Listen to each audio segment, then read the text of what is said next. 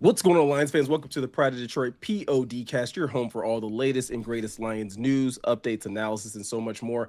I'm your host, Meko, and in today's podcast, we are going to be covering a list of different topics. First and foremost, we are going to be, in fact, grading the Lions offseason when looking at the defense. If you missed the podcast last week, we actually did this exact same thing with the offense, where we went through every single offensive addition and subtraction from the roster and kind of just talked about where the Lions roster sits at this current moment and how we're kind of grading it. We're going to do the exact same thing for the defense. So if you haven't listened to last week's episode, you can listen to this one, go back to last week's episode, and get a full, pretty much snapshot of what the team should look like. Before we jump into that, though, we are also joined by our amazing co-host. I've got our senior editor over at prideofdetroit.com, Ryan Matthews at Ryan_POD. Ryan, how's your week been, or at least how's been the start of your week so far? Start of the week just got better because I'm here with you guys. Aw, look, heart emojis all in the chat. Yeah, good. No, man. No, same here. It's awesome to be with you guys. I swear, it feels like, I know we do this podcast once a week, and maybe it's because I didn't do any additional content last week, but it feels like it's been even longer since the last time I talked to anybody about the Lions. So it's going to be exciting to have some continued conversation about the team. Also joining us is your editor-in-chief over at pridedetroit.com, as well as Lions beat writer Jeremy Reisman at Detroit Online over there on Twitter. Jeremy, how you feeling, my guy? I'm feeling great, not only because I get to spend it with you guys, but with our lovely, lovely live chat as well. Oh, see, now they get some love too. See, look, the love is just being passed around to everybody. It's awesome. I guess there's like an overflow for Mother's Day. Shout out to all the moms that listen to this podcast, because we do actually attract that audience. So shout out to everyone. Hope you all had an amazing Mother's Day. We're recording this on Monday, so hopefully Sunday was a nice, relaxing time for you. Jeremy, there is a lot to talk about. Like I said, we are going to talk about grading the Lions defense. But before we get to that, there is some news, at least a little bit of news, I guess, to kind of preview. And that is that this is schedule release week. So there is going to be a number of leaks. There's a number of information that is already starting to come out in regards to not just the Lions schedule, but to the overall schedule for the entire league. I think one thing that's already been kind of released, but we're at least getting a little bit more clarity, is the Lions game in Germany this year. The Lions actually will be playing in an international game, and the date for that has been officially released. The Lions will be playing November 15th at 9:30 a.m. Eastern time. Yeah. We still don't know who exactly they're playing yet, but that's at least a little bit of information on at least one game that the Lions have on their schedule this year. Yeah, I mean, it's important to get that date out, though, right? So people can start booking their trips if they want to go. That's, I guess, the main appeal of the Lions playing in Germany.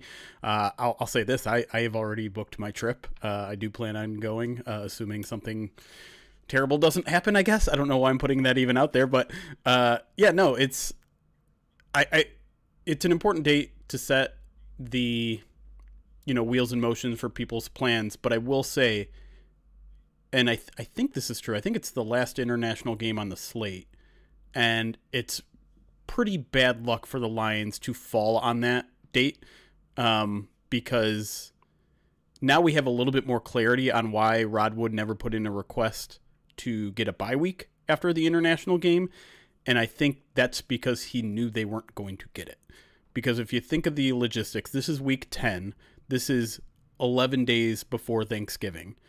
And so I don't think the NFL was going to grant them having a bye week going into Thanksgiving and then forcing them to go against an opponent who is playing on a short week. Now, we don't know for sure that the Lions bye week isn't after the international game. It's possible, and I think the workaround for that is that your opponent also has a week 11 bye. Like that to me would be an ideal scenario, right?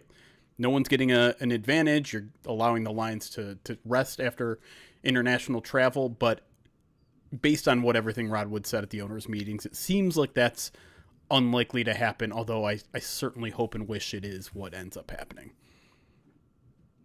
Yeah, I think you look at Ryan, some of the comments that Rod Wood made. He said, quote, the one thing I did push for was to not have the Thursday to Thursday games after Thanksgiving. Assuming this international game is in Munich, might be in November because I think the games in Germany have been in November. The thing about flying back, playing a game, playing Thanksgiving, then playing in the Thursday afterwards, it's really tough on the players and travel. So it's the one thing I've requested, and hopefully I've made my case. So it's like Jeremy saying, it doesn't sound likely that the Lions are going to get that bye week, but at least I feel like the league is going to have to do something to make this a fair stretch for the Lions in terms of having to play overseas, potentially come back and play an opponent, and then turn around and have a short week on Thanksgiving. Yeah, I don't know. I hate this. Everything about this sucks. It's dumb. I'm just trying to think out loud, but like there's never an instance in which a team is coming off a bye playing on a Thursday versus a team that isn't coming off of a bye.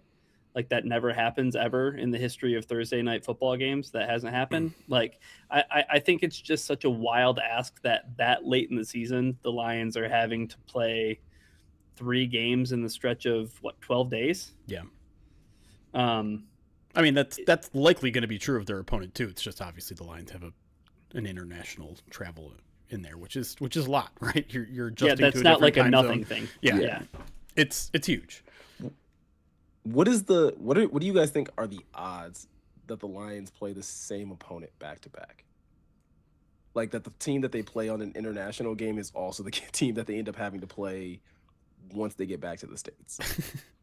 That'd be pretty wild. It'd have to be an NFC North team. Well, it'd actually have to be the Chicago Bears because the Lions were able to request 2 teams not to be that international game to save a home game essentially against those opponents, and they picked the Vikings and the Packers already. So theoretically, yes, they could go back to back with the Bears. I don't think the schedule makers would do that, and it would still create the imbalance for Thanksgiving, right? Because that's a different game. That's a different opponent. Maybe you could do Bears on Thanksgiving, Bears in Germany, and then just have like a middle opponent there for different teams, and that would be relatively fair. But no, I mean, you definitely bring up a decent point, Ryan. Like it certainly has happened where a team going into a Thursday game has 4 days rest while the other one has 11 or 14 or whatever it is. I think they obviously try to avoid that, but like, I don't necessarily want to sit here and give Rod Wood credit, but it does make sense now, I think, now that we have the fuller picture that he would request what he did, which is, can we at least, after this 3-game, gauntlet is over, can we at least get our mini bye after the Thanksgiving? I think that's a reasonable request. And now, like, I look at the whole situation as like, I really want that week 9 bye now. I want the bye before we're going to Germany. Like, let's get full rested. Let's make sure like all of our logistics are planned. I'd like them to maybe go to Germany earlier in the week. I'm not sure that's going to happen, so that they like can acclimate before they come back. But maybe they're not interested in doing that. Maybe they don't want to fully acclimate because they have to come back and play a game 7 days later. But I think generally, like, a team should at least get rewarded of the middle of the season bye or right before we go by, so that we can literally go into that game well rested and prepare ourselves for the gauntlet of 3 games, including an international one in 11 days. That's a tough ask of anyone in a pretty critical stretch of the season. Yeah. And I swear, if the Lions get a week 5 bye, I'm done. I'm done. You're done? You're done with what? What are you going to do?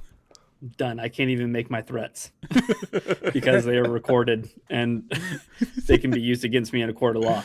But that would just be insane, right? You'd have to assume that there's some kind of kickback that they're getting, whether it's maybe if it's not week 9 pie in the sky, because I think I tend to agree with you, Jeremy. It'd be nice to get that extra week off before that game, but week 8, right? Week 7, at least not one of the earliest bye weeks that you can put on a team. And maybe that'll end up helping the Lions a lot, Meko, if they are in a spot where they are a team that, as we expect, would be pushing for a playoff spot.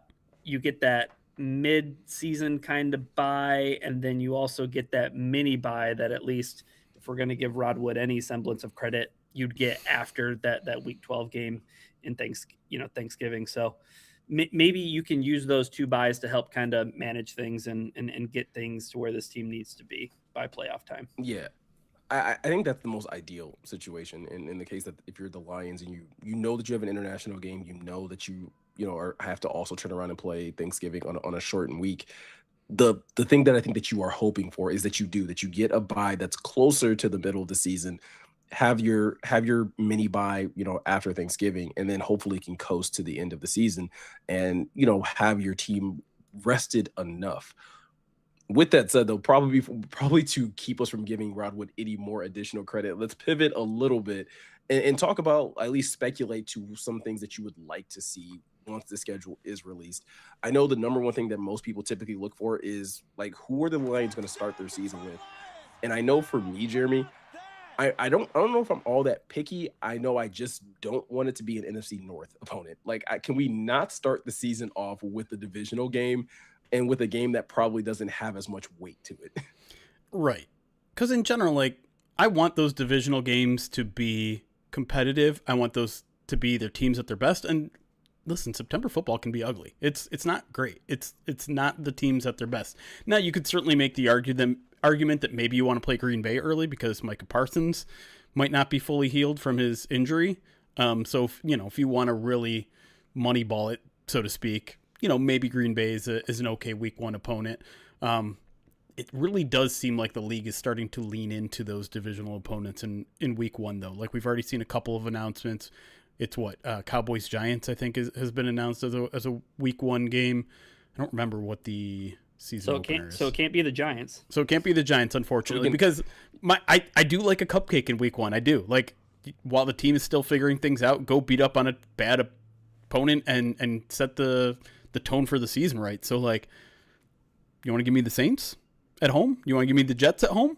How about a Campbell versus Aaron Glenn showdown, Monday Night Football? Sure, I don't care. I'll take that. Yeah, but I don't want Bears. Although I don't know. I just have this feeling it's going to be the Bears. It ends up being the Bears, like, first game of the season and Bears on Thanksgiving. Like, just Ryan, just shoot me now. Like, I don't want either one of those things. Can we? I think I complain about this every year, but can we stop with the divisional games on Thanksgiving too? Like, give me something new. Give me something fresh. Give me something that has maybe less stakes involved. Like, just not an NFC North game. People are going to watch the game anyways. Great. It's Thanksgiving. You don't need to up the stakes. How about we just make every game Dan Campbell versus Aaron Glenn? Can we do that? Just Jets every game. 17 of those. Yeah, let's do all of those. Yeah, I'm hoping that it's not Arizona. I don't want it to be the Cardinals in week 1 just because I don't want the Petsing stuff. Okay. I want him to kind of ease into that game. I don't want it to be maybe such high pressure, even though every game in the NFL is high pressure, but just stay away from that storyline. But there are a lot of teams like on the schedule that there are, to your point, Jeremy, a lot of new coaches, a lot of new faces. Yes. Whether it's the Titans, whether it's Buffalo, whether it's Atlanta, right? We have Stefanski over there now. So Arizona is one of them. Dolphins as well with Halfley. Dolphins is one. Yes. Yep. So there's a lot of opportunities with that. I mean, do you want it to be the New England Patriots? Seems like Mike Vrabel's been kind of sidetracked this offseason. So I was going to say, prior to you saying that, I was actually thinking, like, New England wouldn't be a bad Thanksgiving opponent. Just considering, like, it was the team that was in the Super Bowl last year. Obviously you have, like, there's a bit of a stain right now. But, like, by Thanksgiving, depending on what that team looks like, it could be a nice nationally televised game. I'm having PTSD, though. The flashbacks are real bad, Jeremy, to like New England and Tom Brady and those throwbacks just absolutely clapping Detroit. That's fair. I don't know if this really has any sort of tangible impact on the opponents that they choose, but I think it is worth noting that it is going to be on CBS. It's the year that the Lions are on CBS and the Cowboys are on Fox for Thanksgiving. So, maybe it's more of an AFC opponent, but I think in general it doesn't really matter. But yeah, I'm just so like it could be Patriots. So the home games are the NFC North games and the Patriots, Saints, Giants, Jets, Bucks, Titans. Bucks would be kind of fun just because those games tend to be very competitive. Sure. But yeah, I wouldn't mind Patriots either, honestly. I feel like Bucks would be. I was just gonna say, like, I feel Go like ahead. that Giants game has been. There's just been like this undercurrent of not quite rumors, but like almost rumors that Giants game is going to be the international game. I just, again, that's kind of like a gut feeling mixed with like a couple of like whispers in the wind. But I wouldn't mind the Giants on Thanksgiving either. Although I think the Giants might be a sneaky good team this year. And they almost took it to the Lions last year. If I could get my way, it would probably be Buccaneers like week 1, because I think like you have enough history, you have enough storyline to like have a pretty exciting game on week 1 if you wanted that to be either like a Monday Night Football game, a Sunday Night Football game. There's enough like history there between the two franchises to where that could still be like draw a lot of eyes. And then give me the Patriots on Thanksgiving. And I think from there, I don't know if we're going to see as many primetime games this year, Ryan, as we've probably seen the last couple of years. And I don't think it really has a lot to do with the Lions per se. I think it has more so to do, I mean, I guess in a way it could, but I think it has more to do with the fact that it is a 4th place schedule. And I don't know how many of these teams are going to be like, nationally drawing matchups for the Lions. Yeah, it's interesting to consider because you look at the last 2 seasons, 5 in 2023, 6 in 2024. How many did the Lions have in 2025? I got those years wrong. Oh, okay. So it was 6 in 2025 and 5 in 2024. Other way around. So they had 6 in 2024, 5 in 2025. So they went down 1 last year. Sorry. Okay. That's my fault. No, that's good. I think I maybe tend to agree, Meko, but I also just think that the Lions are a team that has the national intrigue, and not just intrigue, but they also have the stats to back it up.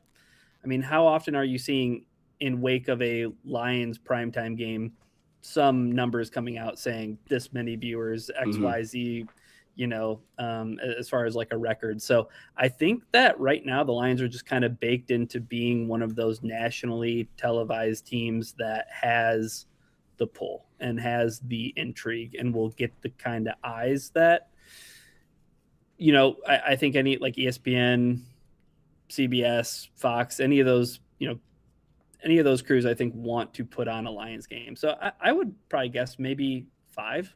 I'm going to say 5 this year. I think they might drop down to 4. I think NFL fans are a little bit fickle. Does Germany count as a primetime game, or are primetime games only at night? I consider it only at night. Okay. Yeah. So maybe I would go to 4. Maybe I would go to 4 then. Like, just I wouldn't even because count the international game, I think maybe kind of count like into that equation. Right. But I mean, we already know they're guaranteed to have two nationally televised games with the international game and the Thanksgiving game, and so maybe 4 prime times on top of that. I mean, I wouldn't even be surprised with 3, because I do think there's going to be a lot of national intrigue in the Bears. Lions fans aren't going to want to hear it, but like there is. They played a lot of very exciting, ridiculous come from behind victory games last year. Ben Johnson that could be a nationally televised primetime game though. Yeah. Lions, Bears, Monday Night Football. Oh, no doubt. Like 100%. But I just, the Patriots are now going to be way back in the national spotlight, not only because they went into the Super Bowl, but yeah, people are feeding off of this crazy story every single day. It seems like there's a new headline about it. And I don't know if that's going to really last until October, but maybe. Yeah. Well, the Lions play them too. So that could be another nationally televised game. Yep. I just think there's a lot of parity in the NFL. And so considering the Lions have had 3 years kind of in the national spotlight, there might be a little fatigue with their fandom. That said, like they also have superstars. They have guys like Jahmyr Gibbs who have national appeal, and Amon-Ra St. Brown and Sam Laporta and Penei Sewell. But like in terms of the fantasy football market that we live in, they have playmakers, they have superstars, and that is always going to draw at least a little bit. And considering the Lions have been relatively consistent for 3 or 4 years, both in terms of their overall record and, like Ryan said, in terms of ratings, like I think the floor is three primetime games. I just think maybe the ceiling is 5, and I would be surprised. I think that's fair. Yeah, I think that's a fair way of looking at it. I would probably say 3 at the floor, but 5 top, like 5 max. Because I think you look at Bears, Packers could be 2. I think Patriots could be another one.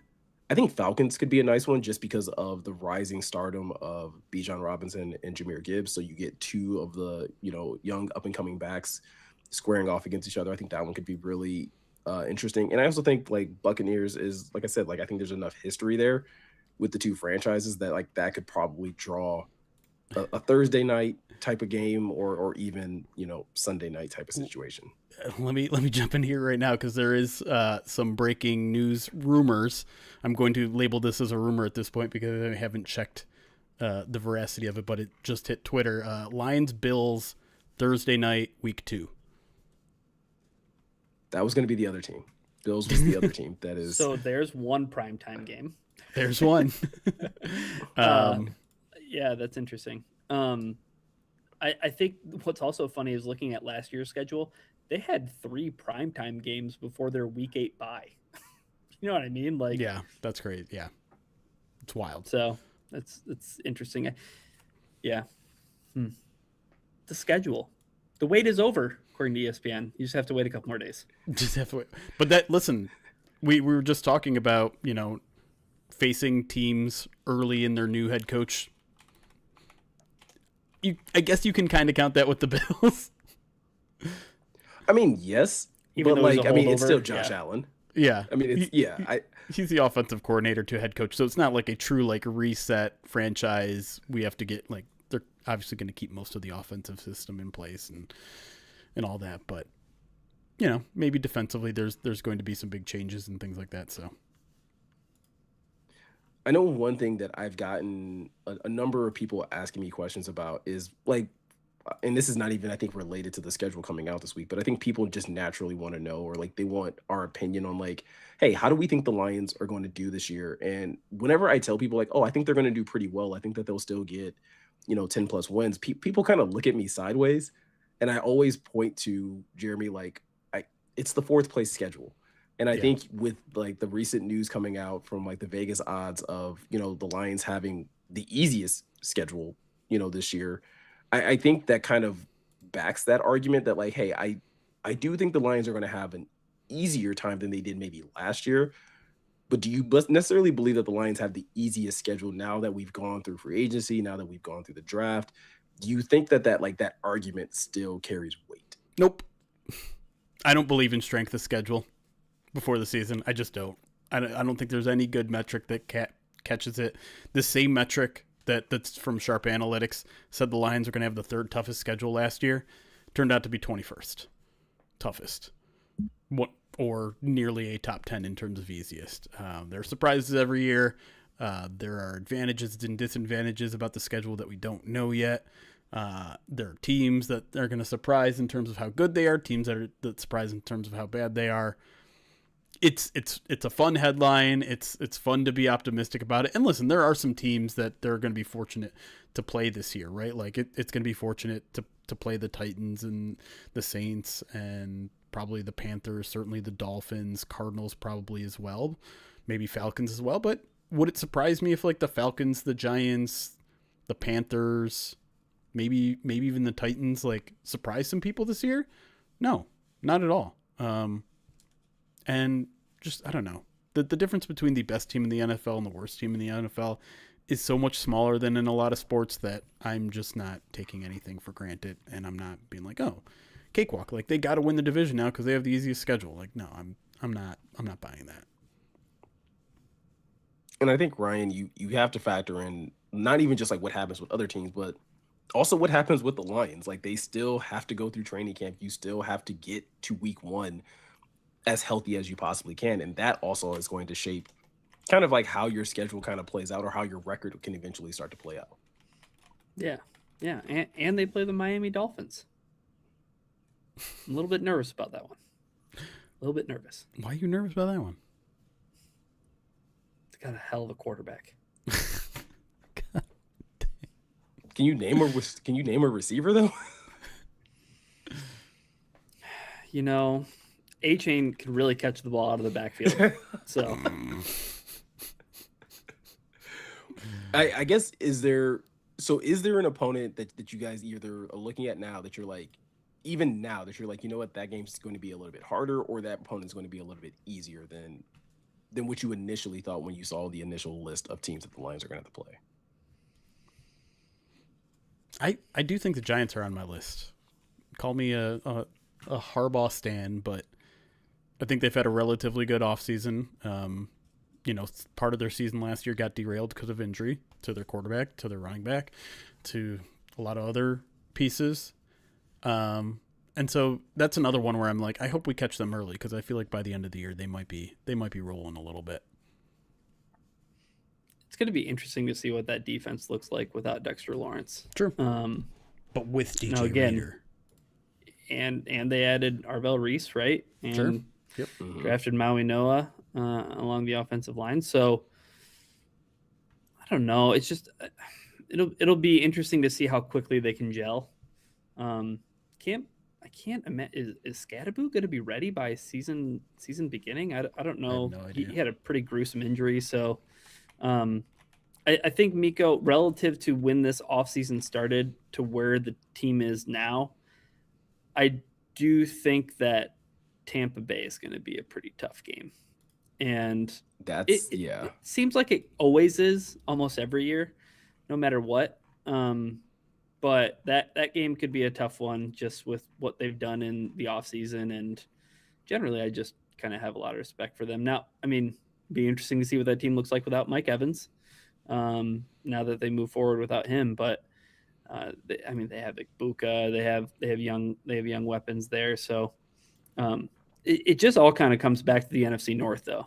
I think, Meko, and I think it's how well can the Lions play against their, in division opponents, and that kind of defined how last season went, right? You don't lose 2 games to the Packers, you're in the playoffs. Yeah, I think that, Jeremy, I think you make a good point about the Giants potentially being a threat. I think I kind of fall on the other side of that. I would probably rather play them later than I would rather play them earlier, just because if Dart is going to continue to play quarterback the way he is, because I think that's still going to be a really tough habit to break of his. Sure. Let me play him later. Let me play him after like 6 weeks of playing the way that he plays. Yeah. Because I think at that point in time, things are going to probably look a little different for that roster. But Ryan, I also agree. I think the Buccaneers could be a really, really tough one. I know they're probably going to go into the season with some head coaching questions in regards to whether or not Todd Bowles is going to be, the guy that's going to continue to steer the ship there for the foreseeable future. But it's a team that, like, I don't know if I want to play that team early. I think I would probably rather play that team later as well. And once we kind of see what the Buccaneers look like. So yeah, I think the Lions do need to kind of stay focused on what they have going on in division. I think it's going to be interesting to see, do the Bears, like, is what we saw from the Bears going to carry over to this season? Can the Packers actually, like, what are the Packers going to look like for the first couple of weeks of the season without Micah Parsons? And can they, get out to a pretty good start, or are they going to have to try and make up ground later in the season?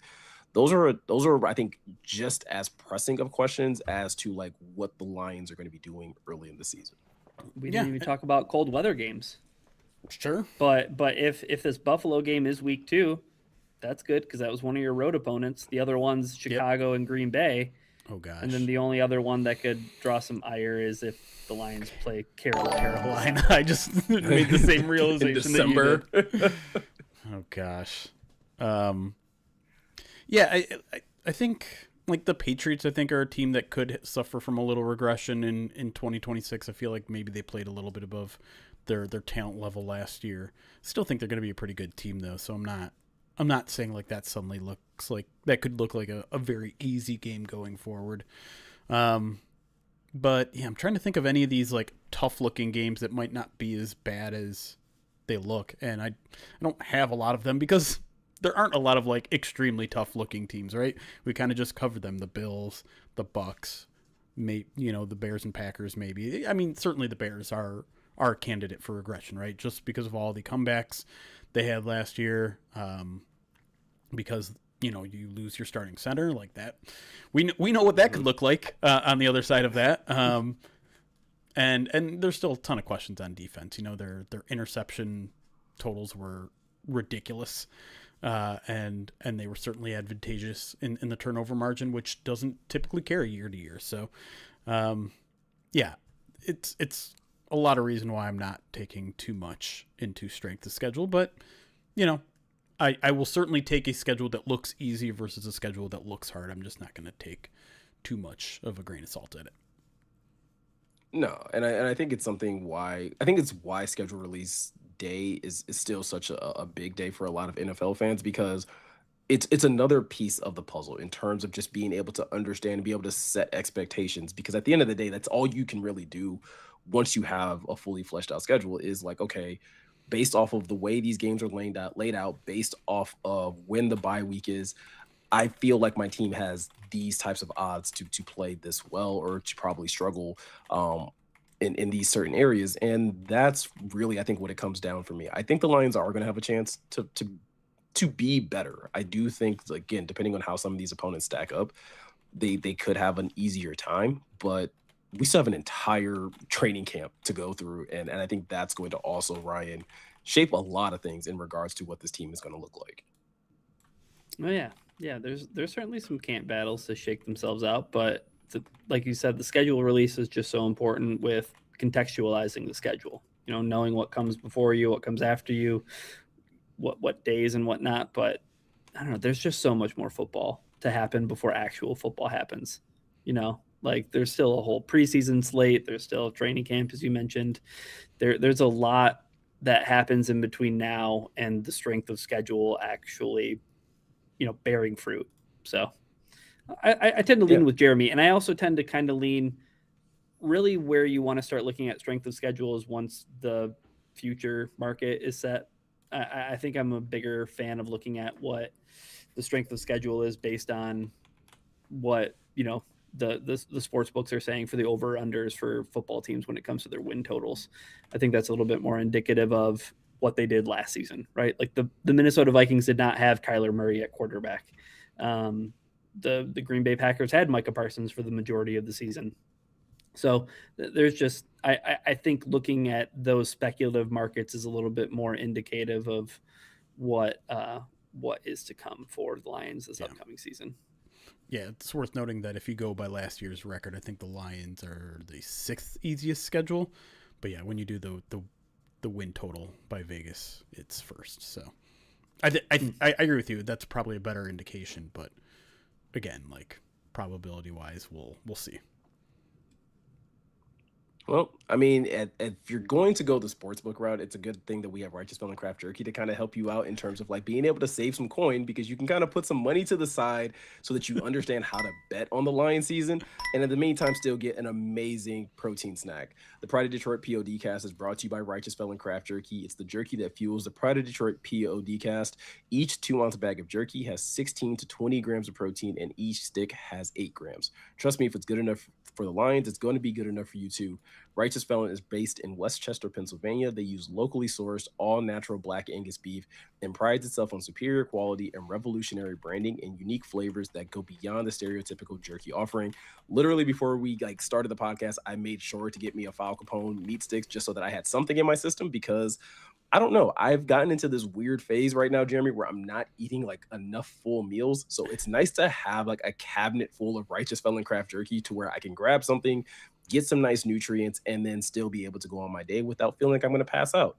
And at this point in time, Righteous Felon has so many amazing new products and amazing new, flavors out there. We've talked about the duo stick where you can get the OG hickory mixed meat stick along with a cheese stick right next to it. They have the honey heist meat stick as well. And I believe they recently just dropped like a 20-ounce bag of jerky that you can get, which is in the flavor of dark garlic, which is one of my all-time favorites. So if you really are looking to try out Righteous Felon Craft Jerky and to stock up on an amazing protein snack, all you got to do is go over to righteousfelon.com, use the promo code POD15 at checkout, and that's going to get you 15% off your order.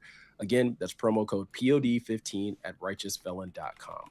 And when we come back, we are finally going to jump over to grading the Lions defense, and we're going to go through every single position, talk about every single addition, every single subtraction from this roster, and hopefully get a better idea of how we feel about this defense going into training camp season. So we're going to talk about that and a whole lot more right after this.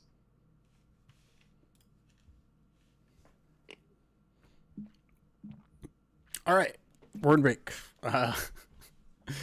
Dang. Some tough graders for that segue. You know, I feel like I kind of left you hanging there. I didn't give you any. Go ahead. Not every performance can be an Oscar-winning performance. All right, sometimes Samuel L. Jackson has to do a movie that's just Snakes on a plane. Below. Yeah, Black Snake Moan. Like every once in a while, you're gonna get a movie where you're just like, I didn't know that he actually that feels a little bit below him. Does he have to, though? Because it feels like he's okay. Like, he doesn't have to do that. Listen, when you were on crack and now you're no longer on crack, you're going to do every single job that's given to you. All right. For some reason, my Streamlabs is not giving me all the resubs and stuff, so let me go to Twitch real quick. Plus, I've been just trying to navigate whether this Bills rumor has any legs or not. I think the guy who reported it initially, which has a pretty good track record, as the NFL. Plus, I think Amazon is scheduled to announce a game today, so it wouldn't surprise me if that's the one they end up announcing in like an hour.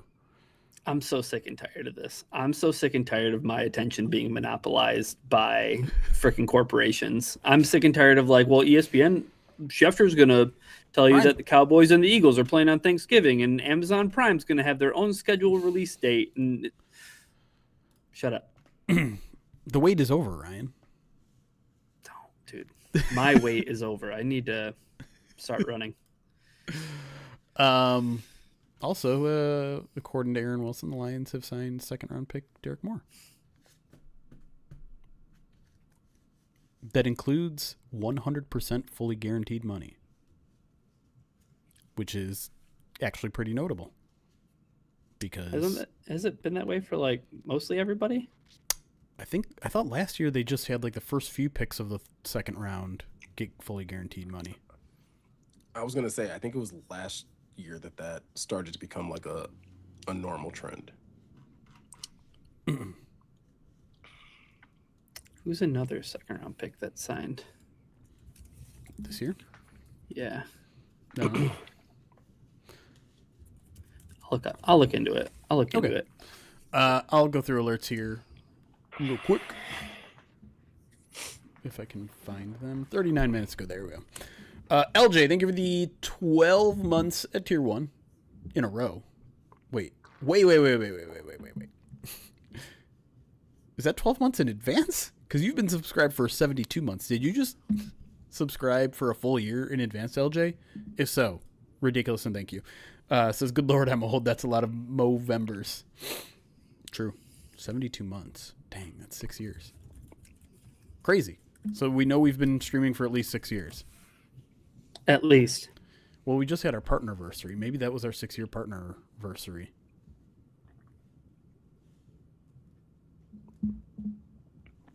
It's crazy. Sliced Rye, thank you for the 50 months using your Twitch Prime. Eve, it's also using the Twitch Prime. 54 straight months subscribed. Captain James Kirk, 57 months. Says it's my Stephen Boyd anniversary. Nice. We did get some new jersey numbers today. That wasn't on our podcast breakdown. I don't know if you guys have any takes about the new numbers. What are they? I'll have some takes real quick. All right, free agents. Teddy Bridgewater, 5. 0? Nope, just 5. Greg Dortch, B-. You're gonna grade. There's a lot. Yeah, I'll grade them all quick. Okay. Rapid fire. Greg Dortch 8. C. Isaiah Pacheco 10. Yeah. B. I'm gonna give that a B plus. Okay. Damone Clark 11. C. That's a D. I want my linebackers in 40s and 50s. Yeah, that's a C plus. Yeah. no. D minus. Roger McCreary 21. B minus. Wait, what's the number again? 21 for Roger McCreary. Amir Abdullah. Yeah, no. Tracy Walker. Amik Robertson. He's 30. Was he 31? I think he was 31. No, he was 21. I No, think. he was 21. Kirby's you're 31. Right. You're right. Christian Izzian 27. A. I love a 27 on a DB. B minus.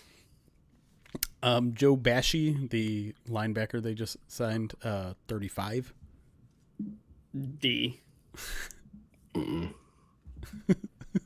Just Chuck Clark 36. That's the grade. I'm fine with grades just being noises at this point. If you just want to Yeah. make a noise for your grade. Chuck Clark 36. Yep. Gross. No. Okay. I hate safeties in 30s. It's gross. Unless it's 33. Kirby Joseph, you don't like 31. Kirby's number? Or 32 for Brian I Range? like Kirby's, BB's, and like anyone that can wear 33. But like any number beyond 33 looks gross. I think once you get like the 37, 38, 39, like that's not for a safety. Who's it for? I don't think anyone should wear those numbers. It's for Those numbers are gross. it's for a practice squad cornerback who gets elevated every once in a while. It's for RB5. It's for the for dude Jerry that when he Jacobs. comes running the field, you're like, oh, okay, that's a backup. Seatbelt gang. All right, let's go. Jay Tufele, 57. F. F. Yeah. Defensive tackle wearing in the 50s. Ew, gross. Roy Lopez was 51? I don't like that either. Okay. Cade Mays. I like that more. Cade Mays, Lee 64. McNeil's 54, by the way. Yeah, he is. Bad. Gross. Cade Mays, you don't like 64? Oh, 64 on Cade Mays. It works. I think I prefer my linemen to be in the 70s. Yeah, that's fair. I'll give that a B. Seth McLaughlin, 65. B. No, whatever. Okay, we're taking that as a grade. Yeah. You said Juice- noises count. Juice Scruggs, 70. So okay, for him, I'm giving it an F because I don't know. I prefer like my tackles to have the 70s. But if the tackles are going to get the 70s, who gets the 60s? You just... The interior offensive linemen get the 60s. Okay, I thought I'm conflating your guys' arguments. Ryan doesn't want any offensive linemen in the 60s. You know what? I think 60s should be for interior offensive linemen, in my opinion. Yeah, you know what? I think Meko does have a solid point. But for Juice Scruggs, 70? Yeah. That's like Pacific Cooler Capri Sun. I don't want an explanation. Ben It's like Barch. the C plus of Capri Suns, but yeah. Ben Barch, 78. F, because you took it from Blake Miller, and you should have to give that number up immediately. Oh. Wait, so what's Blake Miller gonna We don't have rookie numbers yet. It's going to be some gross number in the 60s, and it's going to piss me off. Oh no, it's got to be in the 70s somewhere. Where can we get a 70? There's got to be a 70 something in there. Is there a 77 still available? I think there probably soon? is. Too soon? No, Replace Devin him, Frank? Cochran is 77. Ben Barch has to give up his number. I don't know.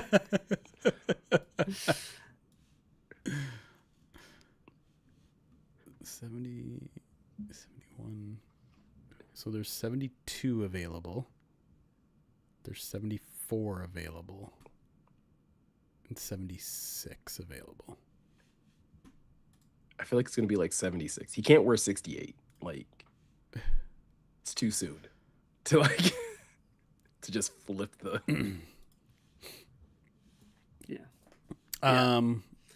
Did we give Ben? Do we care about Ben Barch's 78? Let's see him make the team. I'm giving first. it Okay. Borum 79. I'm cool with that. I like that. Yeah. I like Okay. the high 70 numbers on tackles, but also for some reason, Panay's 58 works too. True. It's because Panay though. Panay makes 58 look know. good. Yeah. Tight end Thomas Gordon 82.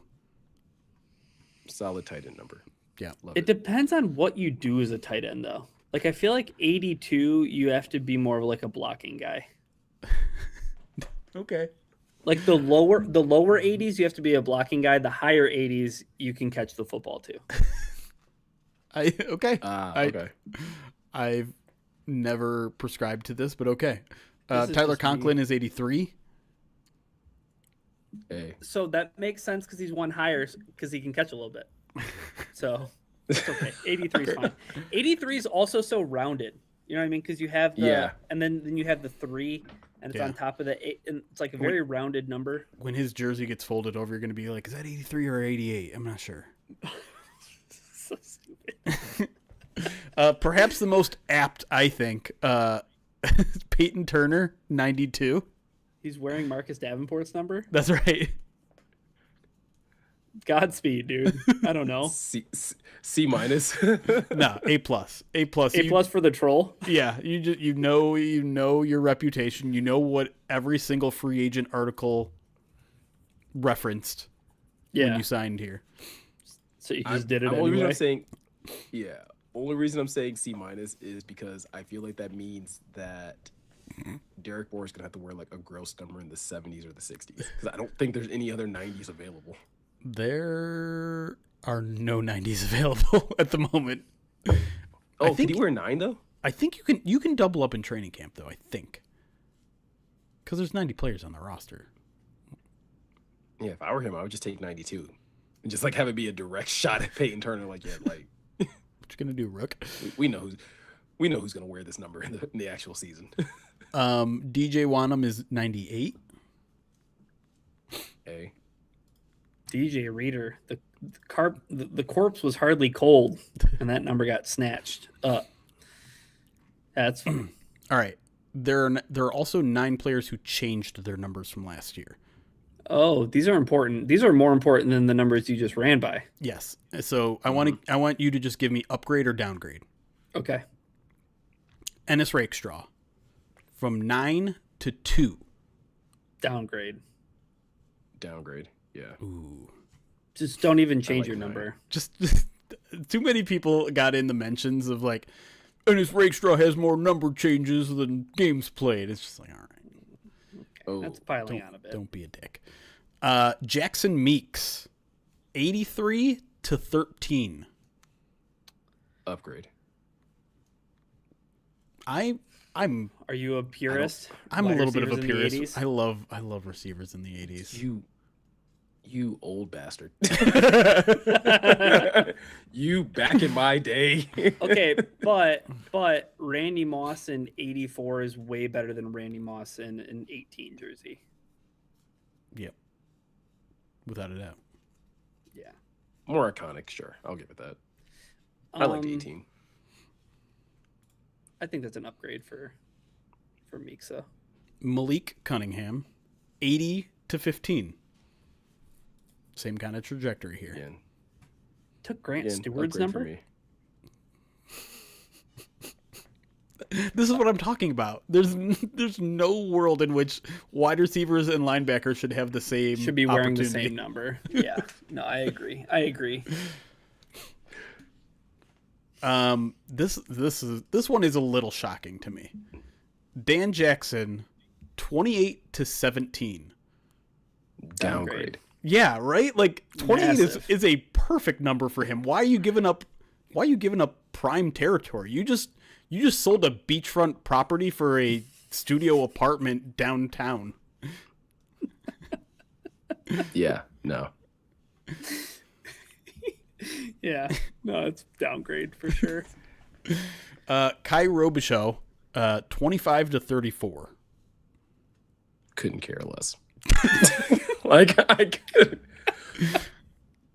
I'm gonna tell you right now. I saw the name before I saw the position, and I was like, what does he play? And I was just- He's a running back. So he went from what number to what number? 25-34. That's also a downgrade. I think it is too, honestly. Dude, but I'm kind of a sucker for like the low 30 numbers for running backs. Yeah, I don't mind. Is he a it. power back? I If think he's a that's power back, I think that's I'll- important. Yeah. If it's a power back, I would give it an upgrade. Power backs like 49 and down. Mm-hmm. I mean, obviously, 6'2", like the 213. traditional fullbacks being like between like 40 and 49, right? Yeah. All stat. But man, I don't know. It's kind of a good move. It just makes me think of Kevin Jones. Yeah. Tyler Lacey, 78-93. It's an upgrade only because I hate defensive linemen in 70s. It's stupid. I think it's an upgrade too. Yeah, upgrade. Levi also had 78 temporarily last year. Now 95.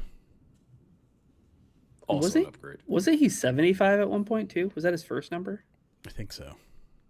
Yeah, his rookie year. Yeah. Yeah. Yeah, I'm a big fan of defensive linemen being like 99 or 88 or 77 even. Like I know it's getting into the 70s, but like I like the double digit number, like the same digit numbers. Well, Defensive linemen. You won't like Miles Adams going from 66 to 96 then. Or I actually think this is a bit of a downgrade. I actually think this one is a bit of a downgrade. I don't know why. Maybe it was just the fact that like I liked seeing 66 on the field and all that, and I immediately knew it was Miles Adams. By the way, Levi I think is a massive upgrade. I love 95 for a defensive lineman. Mm-hmm. Love it. Yeah. that Carl works. Vanden Bosch. The next one is the winner of them all, though. Yeah, I will say Ahmed Hassanin definitely won the title. Biggest glow up. 61 Yeah. to 99. Oh, dude. Perfect. DJ Wanham. Why did the Lions even draft Eric Moore? They just got their starting defensive lineman with one number change. Ahmed Hassanin wins offseason. Off of This number change alone. This Lions defensive lineman just sealed himself a trip to the Pro Bowl with the one hack that the NFL doesn't want you to know. Here's the title. You know, That's I was gonna say perfect. that It's so video good. would do It's so numbers. good. That video would do numbers. That article, that video would do. Also, there'd be like so many people pissed off in the comments. No, that's. I mean, I think we should cut the TikTok right now. Like, this defensive lineman just made a massive move that's going to make him the guy that you want to know. Hi, my name's Jeremy Reisman, and if you want Lions updates, and news, this is where you got to say. Now let's talk about Lions defensive lineman Ahmed Hassanin. I'm done. Oh, man. Roger Goodell hates this one move that players make in the offseason because it tips the script. Oh boy. All right, that was a good in between segments filler. And we didn't even talk about food. Well, we're not done yet. I'm only halfway through the alerts too, so Dang it. because I'm now looking at Twitch through all the alerts, I'm going to shout out all of the stream streaks because those are cool and I never give them enough credit. Sports Bear has reached a 50 stream streak. Watching 50 of these in a row says this streak record on Twitch ain't broke yet. Justin Sane has been subscribed for 47 months. Drew Falcon has watched. Name, by the way, What? Justin Sane. It's a great name. Justin Sane. It reminds me of Justin Forsett, former Lions running back. He don't make the law; he just enforce it. Yep, true. Although I remember him from for No, bad don't reasons. keep going on. Nope. Back to regularly scheduled programming. Drew Falcons 7-stream streak says me at 9 a.m. on November 15th. I fear saying things in German. 1, because I'm going to butcher the pronunciation. 2, because I don't know what I'm saying, but I'm going to trust you. Drew Falcon says Bier zum Frühstück. Frühstück. Nope, I blew it. Frühstück. Let me just. I'm assuming it's some sort of beer. Definitely say it before you look it up for sure. That's. I was gonna. That's Yeah. the way. I don't know. I don't know if adding the accent made the pronunciation any better. Beer for breakfast. Here's how you pronounce it. You're not going to be able to hear it, but the chat will. Bier zum Frühstück. Bier zum Frühstück. Bier zum Frühstück. Very young Frankenstein of you. Papa Smurf, 11 months subscribed on Twitch, says isn't playing the Bears the same as a bye? Fair point. A couple years ago, it was. Hey, they swept them last year, Meko. What are you talking about? We own the Bears. Just saying. Hashtag we own the Bears. We're bringing it back. If the Lions didn't have to win that meaningless game in Week 18, they wouldn't have to worry about trading up to get Blake Miller. I mean, if we want, we can talk about other trade ups that almost happened in that draft. Because I got. You have a take about that? Well, I don't have a take. It's the same take as always. Is someone just unplug Brad Holmes' phone during the draft, for God's sake. Someone empty the clip. Someone do not let him put these bullets in the gun. Do you not understand? Like, I don't think people understand how pissed off I would have been if that trade goes through and then the pick is still Derek Moore. Yeah. I would not be particularly happy either. Well, the Lions are signing everybody. 4th, 5th, 5th, 6th. They've signed essentially what appears to be almost their entire draft class at this point, according to Aaron Wilson. But yes, sorry. Let's quickly talk about it because I'm still not through alerts here. But so the Giants released their behind the scenes draft video. And it shows Joe Shane, their general manager, at the top of the 2nd round, fielding a bunch of calls for trading down and very seriously considering trading down. And there's never a two-sided conversation. There's never a overlay of on the phone, Lions GM Brad Holmes. None of that. But at one point he turns to the room and lists the Lions picks remaining, as in that's the offer. So 118, 128, and 158, I think it is. They're 2/4 and the first of their 5th. 157. 157. So yeah, they're 2/4 and their first of 2/5 to trade up to 37. And eventually we don't see him say no to that. Maybe there was further negotiations. Maybe we don't exactly know what happened between that and the Giants essentially deciding, no, we're good. We're going to stay at 37. We're going to take Colton Hood, the corner. But that offer is brutal. It basically says, okay, we're done with the draft. Now, listen, there certainly would have been a part of me that was like, wow, I get to kick my feet up for the rest of the draft, because at that point, what would they have remaining? A 6th and a 7th, and that's it? No, a 5th, a 6th, and a 7th. Well, those are the picks they would have remaining for 2026. Right. Jeremy's all comfy. He's got his feet back all of a sudden. How are the Lions picking? Oh, they've traded a future 2nd round pick and a future 3rd round pick to move up into the 3rd round. Shut up.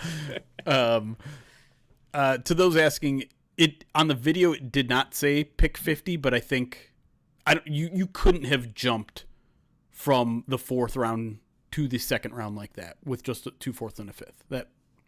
That doesn't work. So I think the reason they're only mentioning those picks because a pick swap is inherent in those, going from 37 to 50 is inherent in those trade downs. You don't have to mention it. And so the question then becomes not only what your reaction would have been had they made that trade, but also, is there a shot it was for someone else? I think the question then becomes, do we take Brad Holmes at his word that Derek Moore was the highest rated defensive player, defensive edge? I think defensive end. Okay. Yeah.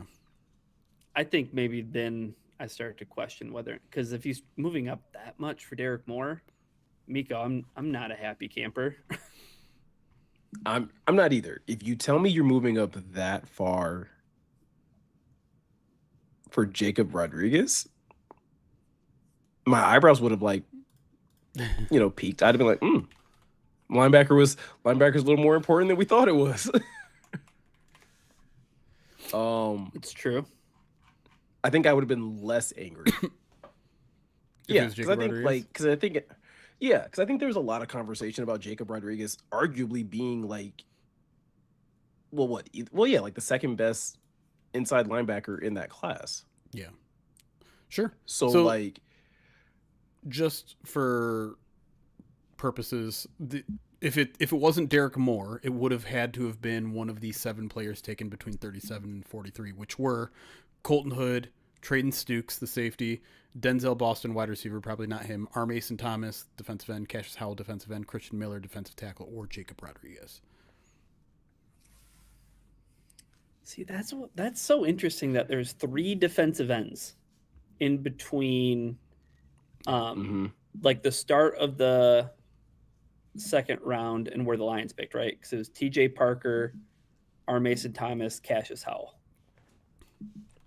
Yeah. And Brad Holmes is saying that Derek Moore was the number 1 defensive end on their board. Yep. And there were 3 that came off the board before they were even thinking about picking. Right. I think I just have a hard time believing that it was. I have a hard time believing that it was R. Mason Thomas or Cassius Howell. I think I would tend to agree because those guys are on the smaller side, right? Like, I think Howell, I just looked up 6'2", 255. R. Mason Thomas, 6'2", 241. So you're talking about guys that are more like in like the Sam linebacker right range than being a defensive end. Yeah.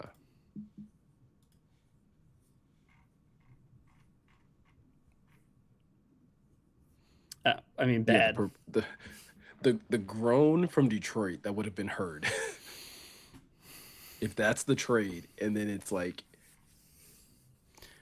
But you guys can start to see why I'm a little bit concerned with Brad Holmes' trade habits, right? Like, no, but this. Oh what no! do you mean? Like, this goes all the way back to 2021. He wanted to trade up for Levi Ozunuke. You're right, but at the same time, like, I feel like I need to continue to point out that back then he was also trading back.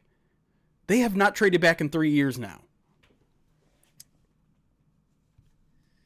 I don't know. I think that's the a fact that concern. he continues to want. I don't know if the trade back is as big of a concern for me as much as it is like this type of trade up. Like we talked about before. Like, if for whatever reason you truly believe that you are devaluing, or that the third and fourth rounds are being devalued, like, I guess I can kind of believe it, but like I don't think you can have that mindset every single year. Like that's ludicrous. Like other teams are finding value in these rounds. You cannot just go into every single draft being like, "Nah, we're just going to give up those rounds to get this one player in the second." I agree. That to me is the more ludicrous thing more so than like his unwillingness or the lack of trading back. I just think everything needs balance. Everything needs moderation, sure. Right? Yeah. Like, and I'm not seeing the moderation from Brad Holmes. I'm seeing him attempting to like compound risk after risk. And listen, I'm not going to get mad about this because the trade never happened. Like, it's not 100% clear if the Giants said no, or if the Lions rescinded their offer, or like what. Like, we can't assume that they would have made the trade that we just heard a small clip from. But like, it was certainly on the table. It was something they were considering doing, and part of me just wants to be like, hey, quit it. Like, stop assuming that your trade up is going to be the home run hit that this team needs, because your track record on trade ups is spotty. Like every other general manager, it's spotty because no one is perfect in the draft. And again, if you keep like compounding risk on top of risk on top of risk, like you're just going to hurt your odds to have a good draft. Yeah. I mean, 2023 was the last time you traded back, right? The Gibbs pick. That one worked out pretty well from what I remember. Well, I think what's most interesting about that draft though was that the draft that he characterized as like we want to just break in, get our players and get out. Kind of, yeah. Within the first couple of rounds, yeah. So, and because he only had so many players that were in a first round bucket. Right. I think if I remember correctly about 2023. But what's interesting about that scenario though is that I think it was very clear that their top guy wasn't there anymore at 6. And that's why he entertained the idea of trading back, right? Right. But that's working to your argument too, though, Jeremy, where it's like there's part of that argument that also has I'm Brad Holmes and I love my guys so much that like I don't care how much draft capital I have to load up. I'll just do it and get the guy that I have. It's good to have your board, right? But when it dwarfs it, yes. I was going to say, it's almost like the lesson he learned from that draft is, damn it, I should have traded up to 5. Yeah. One of his biggest regrets. Yeah. One of his biggest regrets is just not moving up ahead of the Seahawks. Which, God, like... That's a crazy thought process to have because, like, considering, like, how much they also seem to have loved Jameer and Jack... Like, that draft would have looked wacky. If he had traded up to 5, like, the next thing that's happening is, like, that pick from 18 turns into, like, a top 10 pick because he's given up a future second just to get Jameer Gibbs loaded. Like, some wacky things happen in that draft if it goes that way of them trading up to 5. Man, but the butterfly effect, the butterfly effect is crazy, though. Yeah. Like Devin Witherspoon's means that we're not dealing with what we're dealing with from the 2024 class right now. True. They'd be in better financial shape. They would have Max Crosby right now and Tyler Lindenbaum. There's the headline for the YouTube reel, for the YouTube short, Meko. Brad Holmes screwed up this one draft. I do want like Brad Holmes should have been aggressive. I would pay. I'd pay $200 to see the War Room reaction to Devin Witherspoon getting drafted. Yeah, well, I want a lie detector test. I would pay $200 just to see like a highlight reel of every time Brad wanted to trade up and someone was like, no, we're gonna stay right here. Just like run that entire conversation. Just a compilation of him getting hung up on. Of like someone just like sliding the phone away from him and be like, no, we're not gonna do that. Just a heart monitor on Brad Holmes to see when his heart rate increases throughout the course of the draft. And then his doctor just texting him like, are you at Aqua? I'm actually at Club Haunted House. Great references. Alerts. Right, let me get back to alerts here. MJ Kimball, thank you for the 65 months subscribe to the channel. Ice Cecil, 54 months. Bojangliga, thank you for the follow. Thomas J. Hutchins, 38 months subscribe to the channel, says I'm starting the Abney bandwagon now. He might be T-Staper 2.0, but he could also be Cortland Finnegan. I am upset that you brought up T-Staber in the same sentence as Keith Abney. It doesn't seem fair.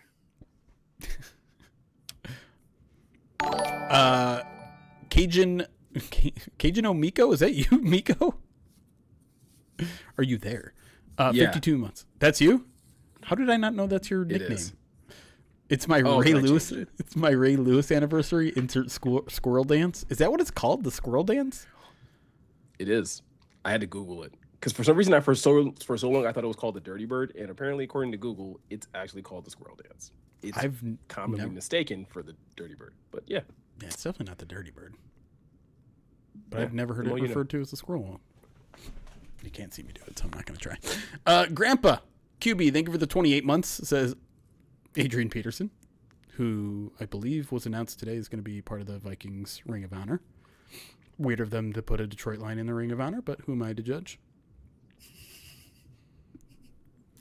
Austin Mammoth, 44 months, subscribed to the channel, says, can we make Ryan listen to Chicken McNugget Dreamland on loop when he takes on Chicken Nugget Mageddon? What's Chicken Nugget Dreamland? I don't know. I'm hungry, though. I'm also very hungry. Am I allowed to? I'm not going to play Same. this. I'll save it for later. I'm so paranoid about being DMCA'd since YouTube just has it out for us, apparently. JC, a 65 stream streak, which is impressive, but MJ Kimball one-ups them with a 100 on the dot stream streak from MJ Kimball. Shout out, give MJ Kimball some love in the chat. That's crazy. 100 straight streams, which I have to imagine almost dates 2 years back. Not quite, but like a year and a half. And then I mean, that maths. that maths. Something just happened on YouTube, and I didn't get the alert, and it's obviously not on my Twitch alerts. So I'll get to that in a second. 67 Kid, thank you for the follow on Twitch, and then someone also requested the cowboy hat. Lucky 33. Let me see if I can get that YouTube alert real quick, so I don't ignore it. I'm not even sure where to find it. Maybe in the YouTube studio.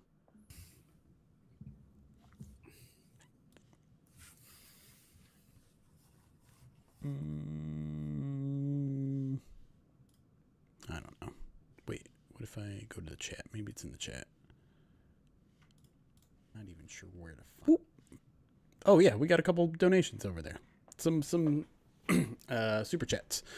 Blitzing Lion, the $2 super chat says Jeremy sneaked into the building to cut the cord. What is that in reference to? Probably to the trade going through. Oh, Maybe. that's right. Yeah, I would do that.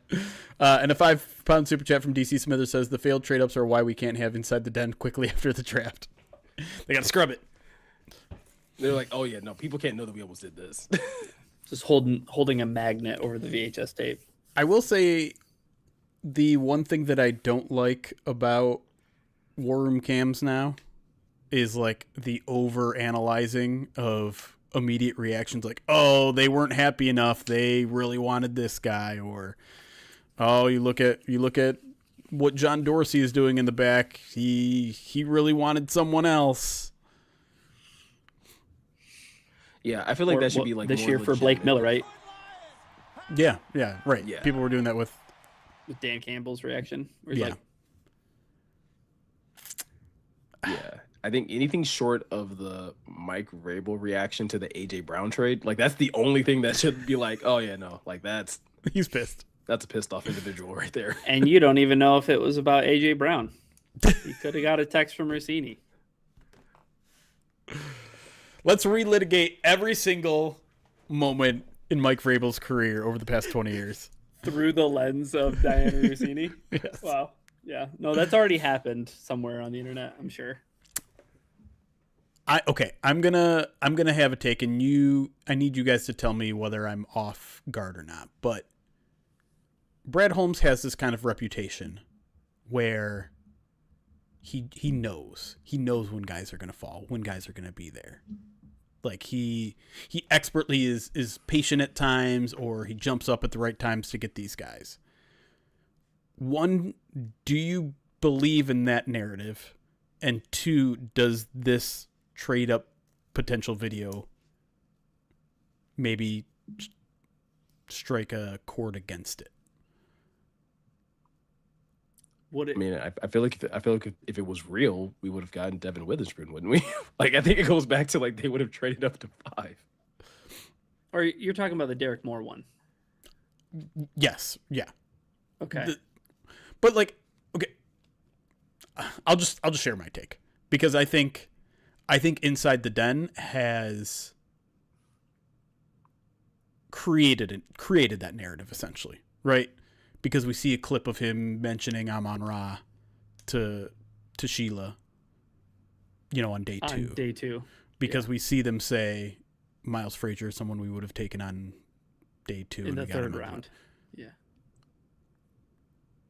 But we never see anything else. Like, we never see the bad stuff. We very rarely see what we just saw, which was Brad Holmes trying to potentially trade up for a player that he eventually got without sending 2 extra picks. We don't know when he does make these big trade ups for players, right? For whether it's Teslaw or Broderick Martin or Sorsdal or all those other ones, we don't know where they would have actually fallen, right? We only know where they were actually taken. We don't know if the Lions jumped in front of a team. Sometimes we hear like rumblings of like, oh, the Eagles are about to take him, but like we kind of always hear that stuff too, and you wonder.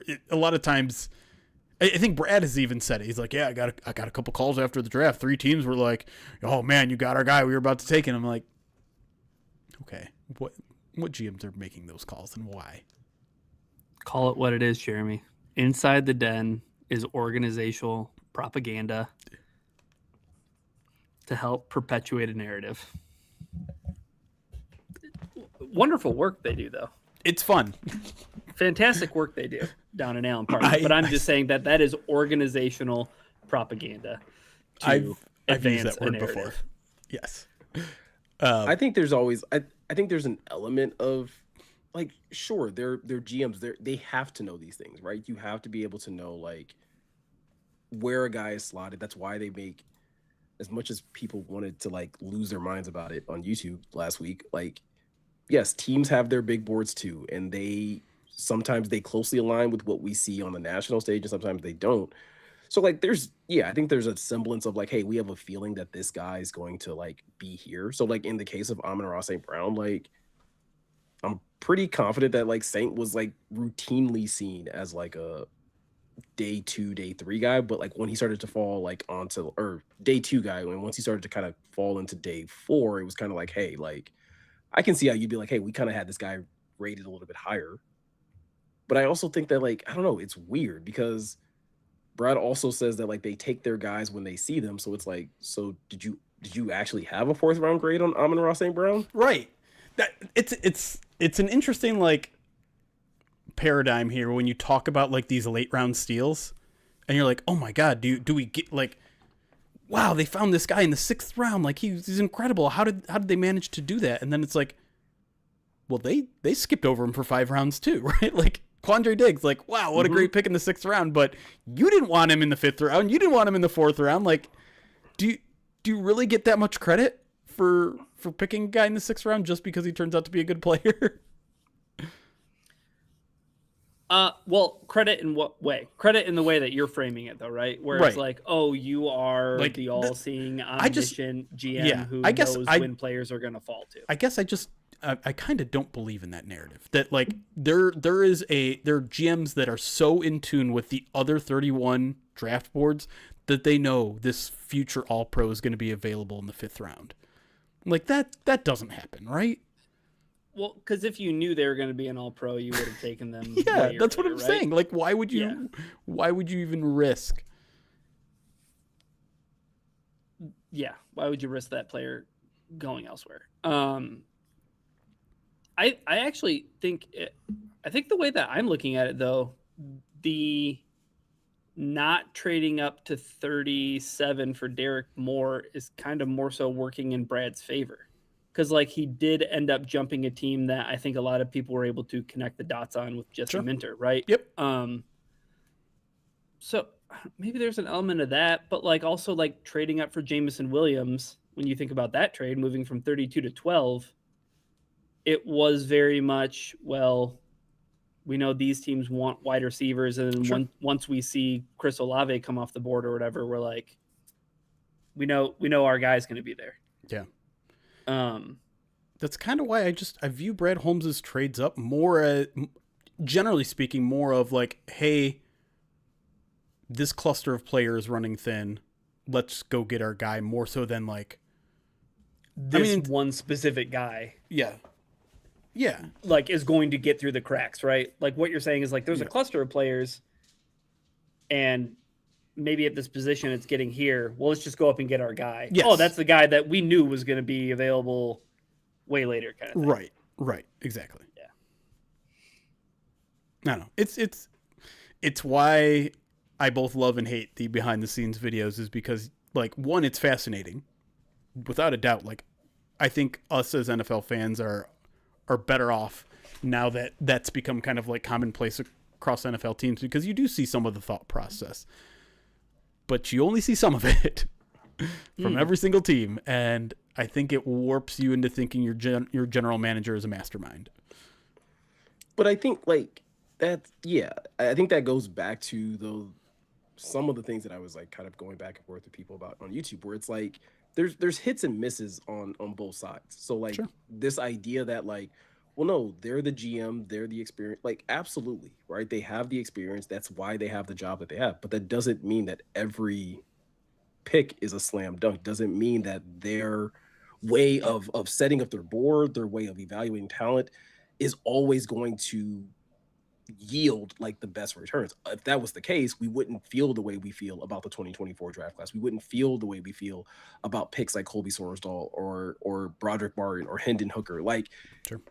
It's at the end of the day, the draft is still like a crapshoot in a lot of ways. Like yeah, right? Like there's obviously, just because there's a lot of resources that are put into it, there's a lot of time that's spent into scouting and gathering all the information that you need, but like, yeah, sometimes things just don't pan out for whatever reason. And I think that's, to Brad's credit, I think he was asked about that a lot during this draft process, because I think obviously with him talking about them changing a number of things, like you sometimes just have to reevaluate, like, what is it that we missed about this player, or what did we put too much stock in for this player that made us kind of blind to other faults that they probably had. Yeah.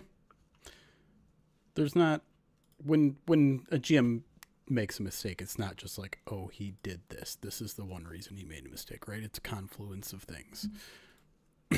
It could be doing something risky like trading up. It could be missing out on a character flaw. It could be not being in line with the coaches and your scouting department.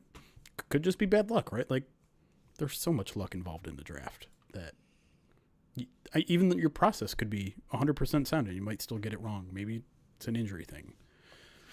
Just never know.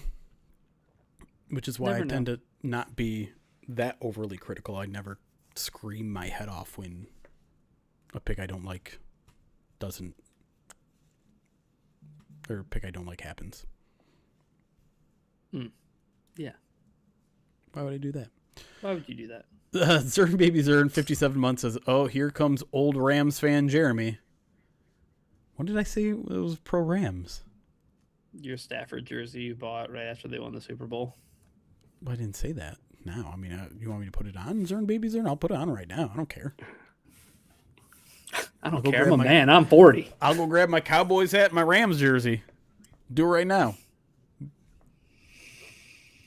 Should that be a channel point redemption? Put on your Stafford Rams jersey? Do it and ruin his last season.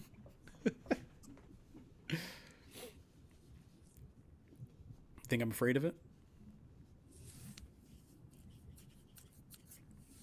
All right. Let me at least get the Cowboys hat. And then we should probably jump right back in.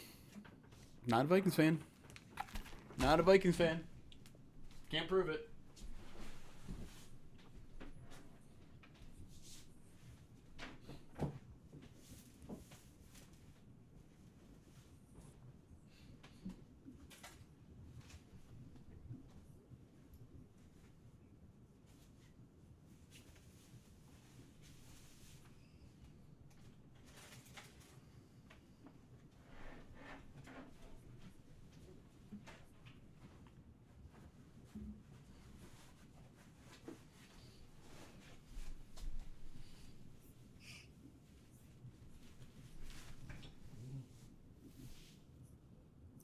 Wow.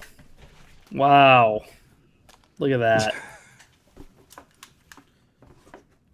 Look at that. You look like number one Matthew Stafford fan rocking the cowboy hat to signify his Texas roots. Right.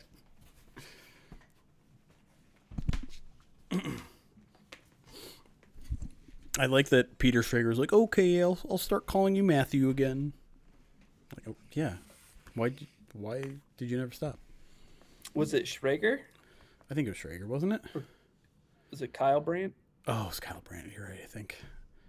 I get them mixed up often. How's Good Morning Football doing? I haven't heard great things about it recently. I keep seeing that wrestler guy on it, and it makes me want to watch less.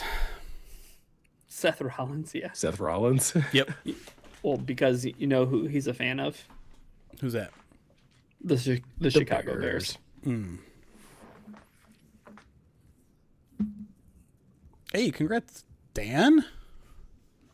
I look like Matthew Stafford's cousin, Doug Stafford. I'll take I it. don't know why. I just heard the the Doug theme music start playing in my head.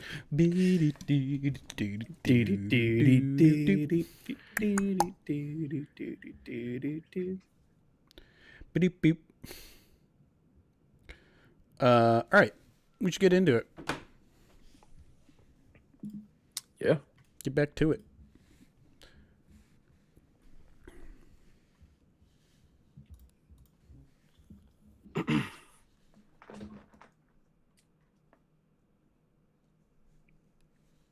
Oh, did you want to change the Oh, yep, the bottom. text Good on screen? call.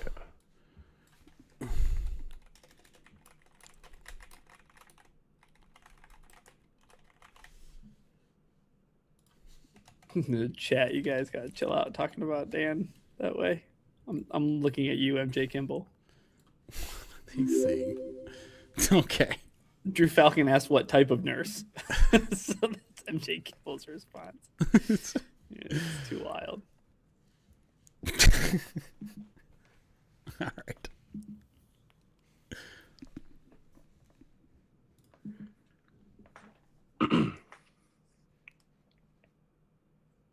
And welcome back to the Pride of Detroit PODcast. Here in segment 2, we are finally going to be getting to our draft, or not our draft grades, sorry, our offseason grades for the Lions defense.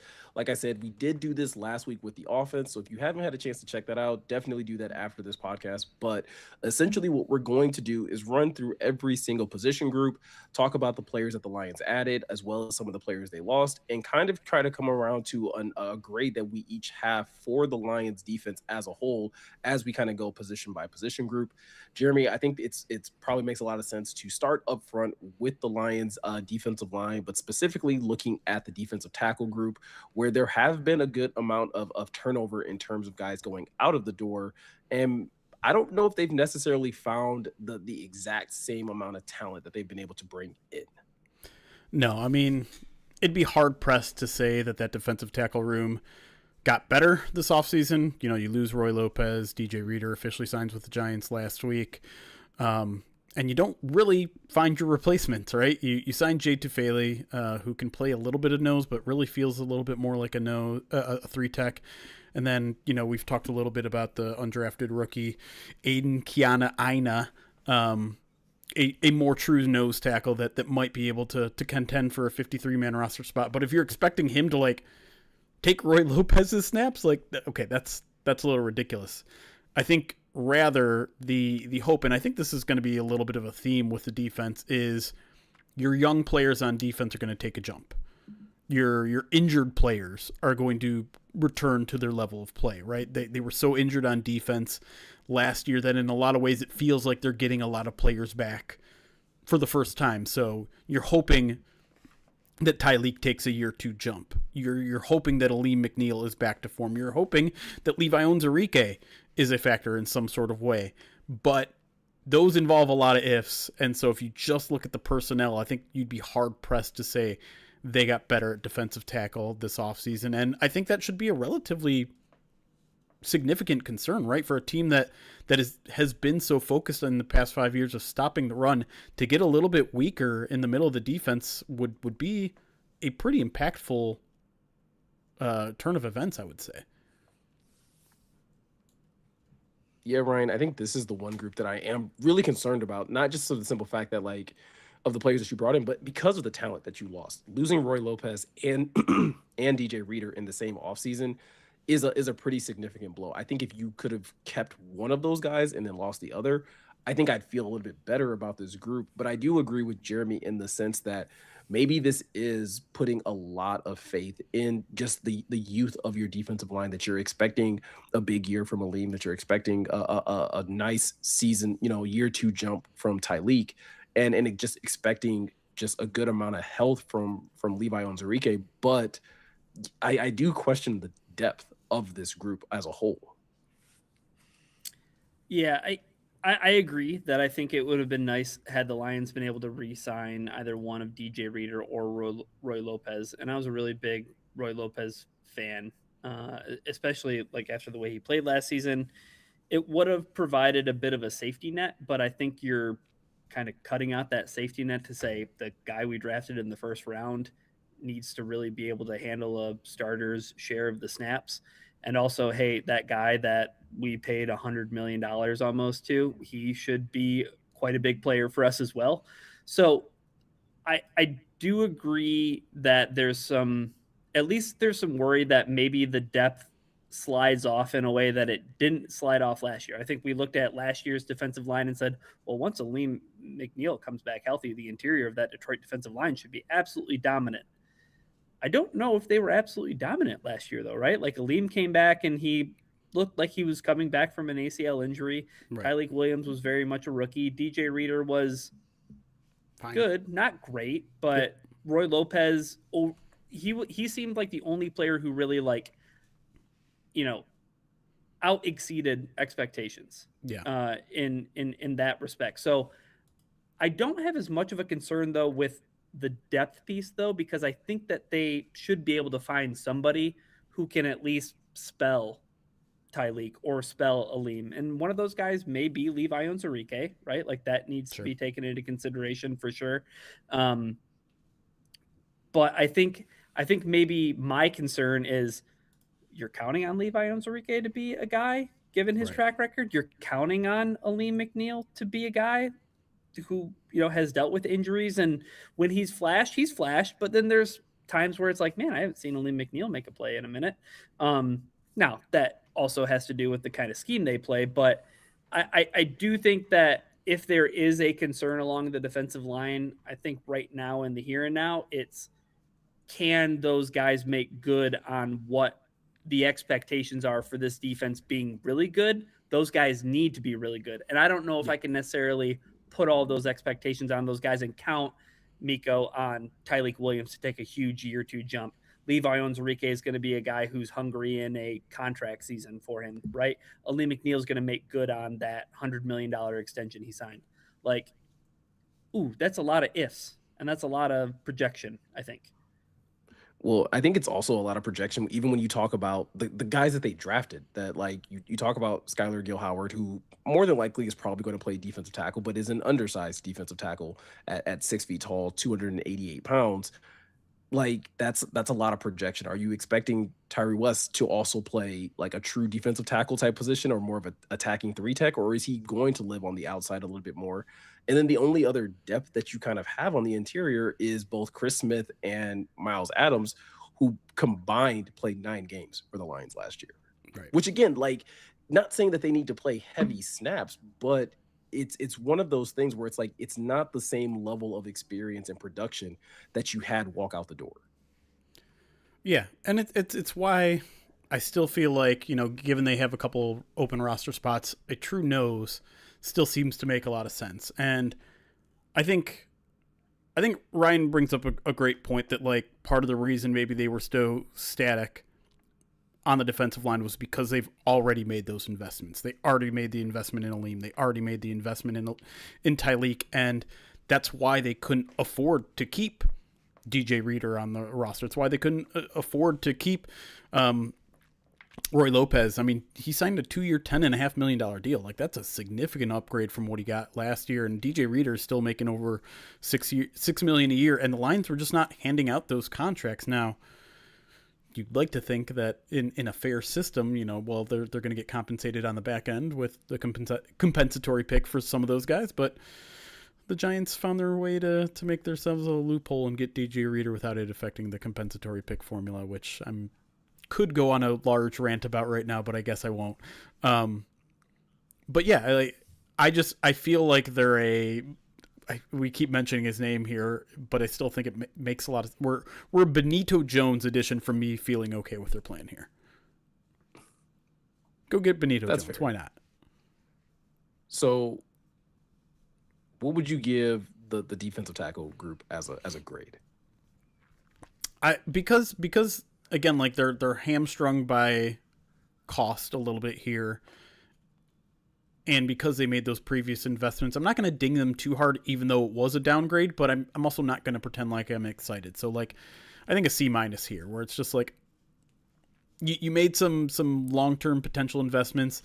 And the other aspect of this might be like, maybe they're just moving towards less nose tackles. Maybe they're playing like double 3 techs now, or planning on doing that a little bit more. And if that were the case, like then some of these puzzle pieces that they added makes a little bit more sense. But I kind of doubt that that's what they're doing, because they seem to be a team that really likes to stop the run, and nose tackles are really good and helpful at that, and they help your linebacking core and all those sort of things. So I'm at a C- where like I'm not panicking yet, and I get why they did what they did given their constraints, but this is the one spot on the roster where I think they clearly got worse.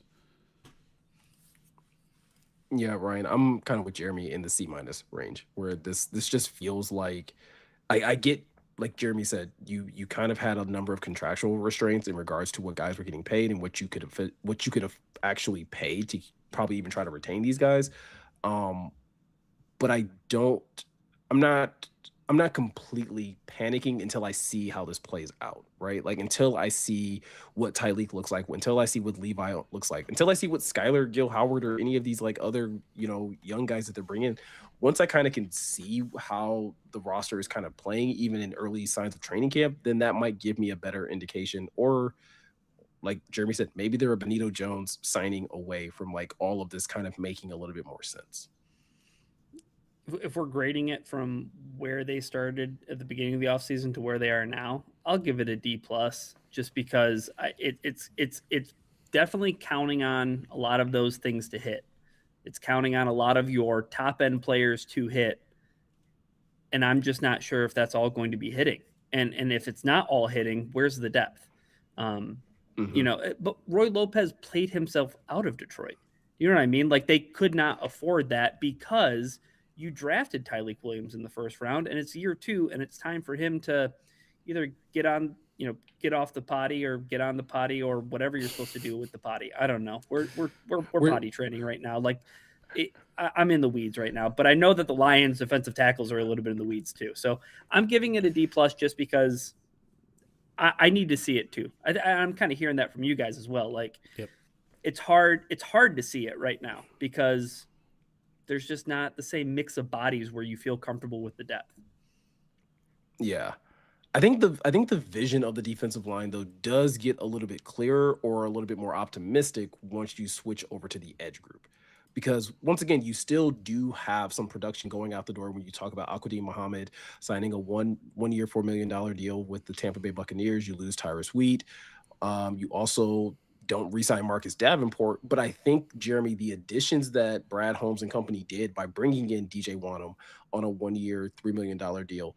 Listen, I know people had a nice laugh about bringing in Peyton Turner, but again, it's a low-cost type of addition that if there's something there, then like great, you probably have some more depth on the edge. And then you go out there and you get Derek Moore in the second round without having to give up a ton of draft capital.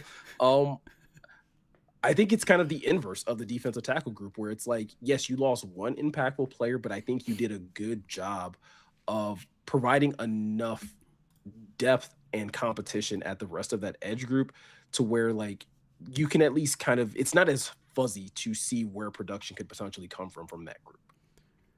Yeah, I think people are going to look at that Al-Quadin Muhammad contract and be like, why didn't the Lions pay that? and it's fair. It is worth noting that there are incentives in the contract that actually push his cap hit to $5.25 million instead of the $4 million baseline deal that it is. But it feels like maybe those are incentives he's not going to earn, considering he had 10.5, 11 sacks it was last year. What's the likelihood of him hitting that number again? Seems relatively low, and so maybe the contract isn't quite as low as it seems, but also it's probably not too high either. I don't know. Point being, you may have been able to make an exception for him with the way you were handing out contracts, but at the same time, I think DJ Wanham fits what they want a little bit better out of the position, and they got him for cheaper than that. So I get that. They finally went in and obviously made the investment in Derek Moore. The depth is a little bit questionable, but you have like some options that you're like, I don't know, maybe if Ahmed Hassanin like took the whole offseason to learn football a little bit better and really take his character, help him lift his actual like football talent more. And obviously I'm not going to count out, Peyton Turner completely either, because that is a former first round pick, right? There is a baseline of talent there, and the Lions basically signed him to a completely no risk contract. So I'd like there to be an edge 4 that I'm a little bit more comfortable in, but the Lions finally put like actual realistic investment into a position that people have been begging them to for a while. So like I'm giving them an A minus on this one. I think these were savvy, affordable, realistic deals at a position in which the Lions needed some help. I just wish they would have dug a little bit deeper for extra help, like to protect themselves from injury, because I think, yeah, if you look at the depth chart, it looks great now. Now take one of your top 3 edge guys off the depth chart, and then what does it look like? Yeah, I think that's a pretty fair argument, Ryan. I really like the addition of DJ Wanham. I think, to Jeremy's point, I think he does fit more so what they are looking for opposite Aiden Hutchinson. And I think, once again, we talk about the Penei Sewell effect of like, hey, whoever plays next to Penei is going to have a boost in play just because you get to play next to a generational talent in that. I think the same thing is typically true when it comes to Aiden Hutchinson, where, hey, the guy that gets to play opposite Aiden, like, life should be a little bit easier for you. And I think DJ Wanham has enough talent to him where he can capitalize on those matchups. And I think that will give someone like Derek Moore a lot of runway to just let his game develop and probably catch up to what the Lions eventually need it to be. But I think with those 3 kind of being your prime, edge options, not to mention, I wouldn't be surprised if we still see Levi kind of kick outside on a couple of situations. Like, I kind of like what they're doing on the edge group. And I do think it would be nice to see Ahmed Hassanin kind of make his way into a rotation as well. Once again, it doesn't have to be, 12, 15 snaps per game, but if it's just somewhere that someone that's out there going and rotating in at edge, I kind of do like the depth and just the way that this position group is set up right now. I think the biggest difference between the defensive ends and the interior defensive linemen is I can see the versatility on the edge. I can see potentially seeing Derek Moore on the outside, Aiden Hutchinson kicking inside, and DJ Wanham on the other side, right? Like, I can see Levi Onwuzurike, as you mentioned, Meko moonlighting as a defensive end. There's a little bit more versatility to get those guys in the mix more often, whereas I look at Tyleek and there was, well, he can be a little bit of a dancing bear himself. He has some athleticism. He might be a Lee McNeil someday. Again, haven't seen that yet, but on the defensive end, just more versatility, moving up to get your guy in the second round. I'm interested what Moore can bring. To Jeremy's point, Wanham, you get him on a very cheap contract. If it works, great. You might have to go back and do it for a second offseason in a row where you find another guy, or maybe the hope is that Derek Moore is that guy and it'll take a year of seasoning and then you can play him opposite of Aiden Hutchinson. I don't know, but that's a next year problem. Right now, I think I feel at about a B+ with this group. And that's an awful big upgrade from where they started in this offseason. So good job, Brad Holmes. You're muted. Sorry, I was gonna say I think a B plus is about right for this because it's a nice move in the right direction. It's nothing that's like mind blowing, but it's like, hey, you made enough ticks in the right direction of where this group needed to be with the additions of a veteran. You went out and got a young guy. Nothing is super splashy, and nothing is even necessarily guaranteed. But the potential of a Wanham and a Moore makes me feel like, hey, you can probably make up the sack production of an Al Muhammad. So like I feel a lot better in that regard. And once again, we didn't talk about it a ton, or I guess I didn't say it as much when it came to defensive tackle, but like I am kind of excited to see Levi back and especially seeing him kick outside be where he was generating the second most pressures on the team when he got to be in those types of situations. So I think there's a lot to be optimistic for when it comes to that group. I think things with the linebacker group, I don't know necessarily how to feel in the sense of like, yes, you did lose a really big piece in Alex Anzalone. Grant Stewart obviously also parting from the team as well. And that was more so a special teams position. But I do also kind of like how Brad Holmes addressed this group as well. You go out there and you sign Damone Clark, you get a Joe Bacci, you draft a Jimmy Rolder, and you still manage to keep Malcolm Rodriguez as well on a team friendly deal. I'm not, again, not as ecstatic about this group as I am maybe with the edge group, but I'm also like not as concerned with the linebacker group as I am with the defensive tackle group. Jeremy. I'd say my concern level is about the same. Uh, I'm Okay. not. I'm not really thrilled with the linebacker room right now. And listen, like, yes, right now a lot of things are pointing to the fact that maybe they're just going to play more nickel, but I'm not ready to just assume that's the truth, right? Like I need to actually see them go out there and play more nickel and line up in a lot of 5 DB sets. Because one, they don't have a lot of bodies at linebacker. I think there's 8 right now signed linebackers, and they went into OTAs last year with 10. So the depth is not particularly good. And then I don't love the top end talent outside of Jack Campbell. Like it's Jack Campbell and everybody else. I think everyone else has a ton to prove, right? Like, yes, you got Jimmy Rolder, which I've already been on this podcast plenty of times saying he wasn't my favorite linebacker prospect, but I can see the upside. We talked plenty about Derek Barnes, and like maybe if you move him to Will, he's a little bit better than he was at Sam, but we'll see. And then add on top of that everything we just mentioned about defensive tackles. Like if they're not getting the run stuffing, 2-gapping defensive tackles in front of them, it's going to make their jobs even harder. And who's going to step up from this group? Because like I don't see the bloodbath that we saw 3 years ago in this group. I see a bunch of guys that are like special teamer, like maybe the first guy off the bench, but like who's the guy that you actually trust in this room outside of Jack Campbell? And the answer to me is nobody. And so this is going to probably give my lowest grade of anything. I think I'm going to give him a D. I'm very curious as to what the plan here is at linebacker, both in the short and the long term, because I don't love the talent here right now. And I'm hoping I'm wrong about some of these guys, and I'm hoping, there's maybe more under the hood of some of the new guys that I don't know that well, but I think this should be a relatively big concern for Lions fans. Ryan, how about you? Let me I guess ask you a couple of questions, Jeremy. One, is it like the defensive tackle situation where if they re-sign Zach Cunningham, do you feel better about the depth there? It help. It would certainly help about the depth. Like it raised, the whole like raising the floor a little bit. I'm concerned about the ceiling of the group, but yeah, like that is the kind of signing that feels not only necessary, but like it's going to come cheap.